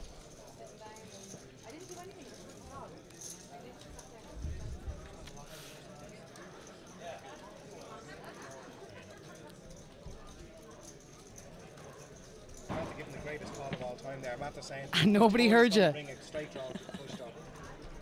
Well, if Albie's only just said it because Albie's listening to you constantly. We good? All right, so Sammy O'Brien takes down a nice pot. Ace 9, well, 8-9 spades. Like Sammy has to call. I think it's only a double up again to call the gentleman in that position. So he has to call. The guy has queens, and Sammy flops absolutely nothing. And I says to Michelle Gavigan, I said, watch this on the turn. It's going to be a straight draw, flush draw on the turn. Bang, 6 of spades. He gets it all. So many outs. It's unreal. Sammy hits the flush 2 of spades on the on the river. river. Yeah, 2 of spades in the river, hits the flush. Sammy gets up, fist pumps there, the air, happy with the win. And his nemesis there, the gentleman he's up against with the queens, not a happy man, won't shake Sammy's poor old hand. Sammy is a monster sack there now. The last number of hands to be played for tonight on table 6, and the player has drawn 3. So there will be 3 more hands tonight. Okay, so immediately after, Nick O'Hara, our TD, has just announced that after this hand there will be 3 more hands tonight. And when we complete the third hand, all the chips will be bagged and play will recommence at 1 o'clock tomorrow afternoon. So, look at Sammy. Go on, Sammy, get it in there, kid. There we have a close-up of Sammy O'Brien. Look at that man. Nice little stack Smile, there. sexy with the button open right down to the midriff area. I noticed that earlier, but I didn't want to say it. He is just crumbling sex on wheels. Yeah, he really is. Look at that man. He's a machine. Lapping it up. He is unreal. And Brian Kiley beside him there. We have John Ryan to his left. Look at Sammy. Look at all those lovely 100 chips there. And there's Sammy hiding his purple chips. Look at that. Disgraceful. The purple's in the middle. He's okay. He's after sorting it out. Dodgy stacking there now, isn't Some it? poor individual is colourblind. He thinks Sammy's only got the blues. All purples. I don't know what I'm talking about. So after this hand, we're only going to have 3 more hands in completion of our event here today. And tomorrow at 1 o'clock, day 2 of the Amateur Championship of Poker will recommence. And I suppose, what are we looking at, Michelle? About 70 players coming back? I think we had 84 about 45 minutes ago. Yeah, about 84 there, yeah. Michelle, you're getting very short in your captains Well, there. I'm actually going to go now because I'm bursting for the loo. Too much info. I'm going to mingle. My glass needs topped up, so out to Dice's car and... Get it into you, Cynthia. You're nearly finished up now anyway. I am so anyway. You might join us for a cup of tea Sure, later. you never know. Anyways, We'd like to thank Michelle Gavigan for joining us here Thanks for very for having interesting. me. Thank you very much, and thanks for telling us all about your personal life. Thanks, no, Michelle. You delved into my personal I life. can't help myself. Over and out. So Michelle Gavigan, who busted out earlier on with Pocket Fours versus Ace, is a great character here in the poker circuit, loved by all. Sammy O'Brien gets a little bit lucky with an 8-9 suited. It's a lovely little hand to be raising with, but unfortunately he got re-pumped by a short stack with queens. Sammy wakes up with nothing on the flop, flush draw, straight draw on the turn, and hits the magical flush on the river. Sammy O'Brien will come back tomorrow with nothing goes crazy in the next 3 hands as one of our chip leaders for the Amateur Championship of Poker 2013 here in the Regency Hotel.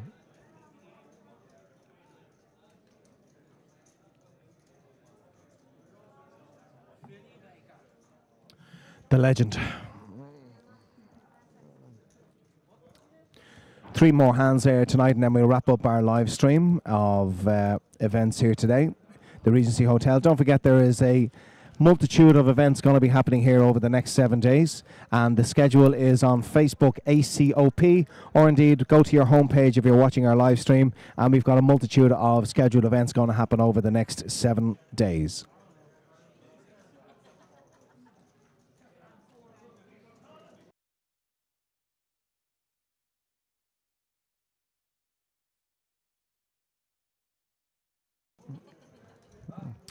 So we've got 3 final hands now for the last segment of our final level here tonight. 77 players, I believe, we have left remaining out of the 198 who kicked it off today. 32,600 and odd euro up for grabs with our contestants tomorrow. So you're looking at 20, 21 players normally will get paid out. Maybe because it's an amateur championship, maybe the guys are going to pay out a little bit more. I haven't seen the payout at all, Dan. Thanks very much. Danny Maxwell. Danny's wrist action has gone terrible.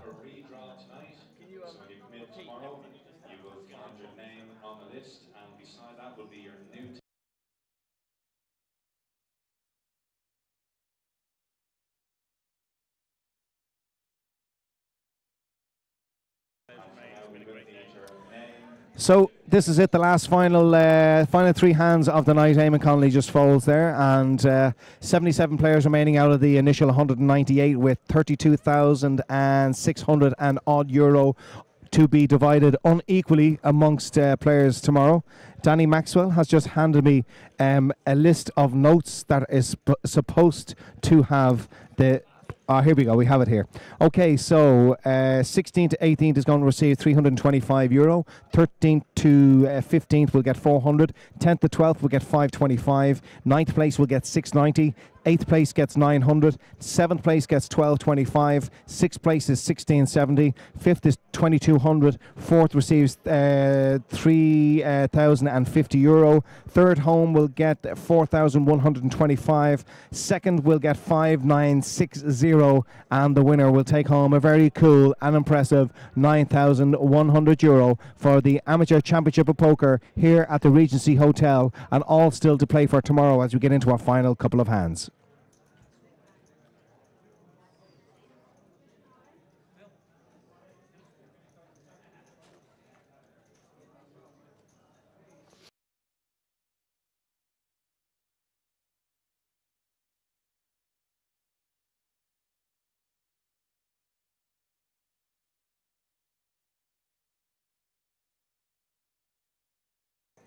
One of our short stacks, Denise Kelly, has decided to make a move here late in the day. She's in seat 9. She's got short, she's got good, she's got short, she's got good. And Eamon Connolly does a reshift all in with a massive amount of chips here in seat 1. He's putting the sword to Denise, and he's asking her the question, does Denise want to try and get a double up before tonight's proceedings finish? Let's find out now as we go through the blinds. John Ryan will have to pick up a very, very big hand in the big blind for him to get involved in this one now, as Eamon is all in. John folds, and Denise. Eamon is given the old victorious hands in the air. Here we go, special. What's Denise going to do? It's a big decision for her. I mean, a lot of people have the mentality that they want to double up before they come back tomorrow, but I think Denise is here for the weekend, irrespective of what happens here tonight, so it's going to come into her calculations. Does she think Eamon is doing it light? Has Eamon got ace queen, ace king? Has Denise got a small pocket pair? Does she want to race? Does she want to gamble? They're chatting away, chatting away. Denise is looking at her hand. I think she's got a middle pocket pair. I don't think it's a big hand. I think she's got ace 7 or ace 8 or pocket 6s, 7s or something like that. If she's 6s or 7s, I think she has to get it in here. What's she show? What's she show? Come on, bring it to the table. Oh, on the money. Middle pocket pair, pocket 6s. Denise folds. What does Eamon show? Is Eamon shown? He's shown. I think he's got 2 overs, has he? Ace queen. Absolutely. Yeah, I'm not mad about Denise's play there. With her stack, I think she has to get the chips in the centre.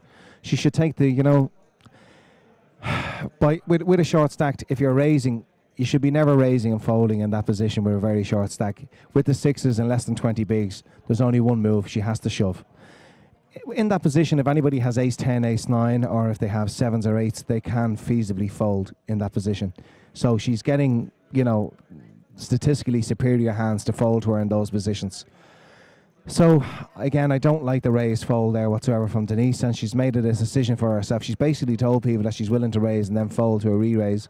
And, you know, in this game and in any game, short stack should be just getting them in with 20, less than 20 in that position with pocket sixes. Just get them in.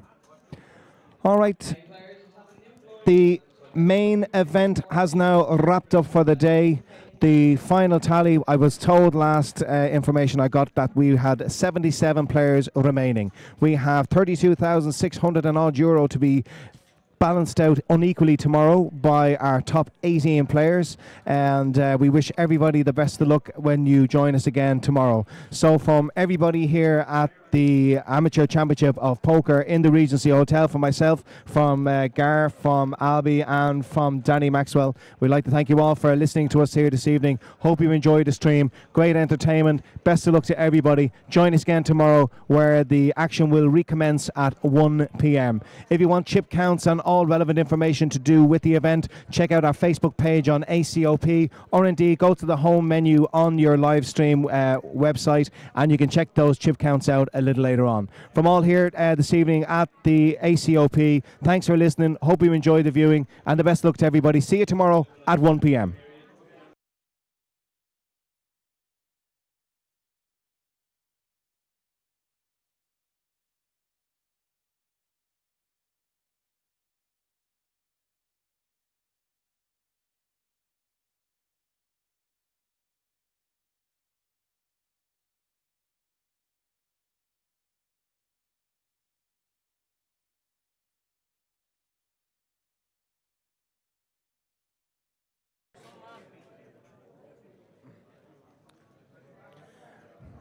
And once again, just to let you know that we have 70, there's the screen, we have 75 players returning from 198. The winner's going to take home a little over 9,000 euro. Big shout out to all the guys that are down in the Gold Rush Car Club in Cork. We're after getting a special mention on the guys. Wish the likes Big Al and Derek and all the guys down there the very best luck, and hope to see you guys over the next week or so up here in Dublin for some of the scheduled games that we have, a multitude of games. 9,100 to the winner, 5-9, a little over 5-9 to second, 4-1, 3,000, 2-2, 1670, and so forth and so down, right down to min cashes of 16th to 18th. That's 325 euro. A lot of action, a lot of play here on the live stream. And if you want to check out all the little video clips, go to our website. That is the ACOP website .ie, and also our Facebook page, and it's all going to be up on the web page over the next few hours. We're going to do a lot more interviews here this evening, going to talk to some people in the bar area, but that's about our show wrapped up for tonight. Well done to everybody who's qualified and got through to day 2. Hard luck to anybody who didn't, but there's lots more here for you for over the next 7 days. Good night everybody, hope you enjoyed the stream.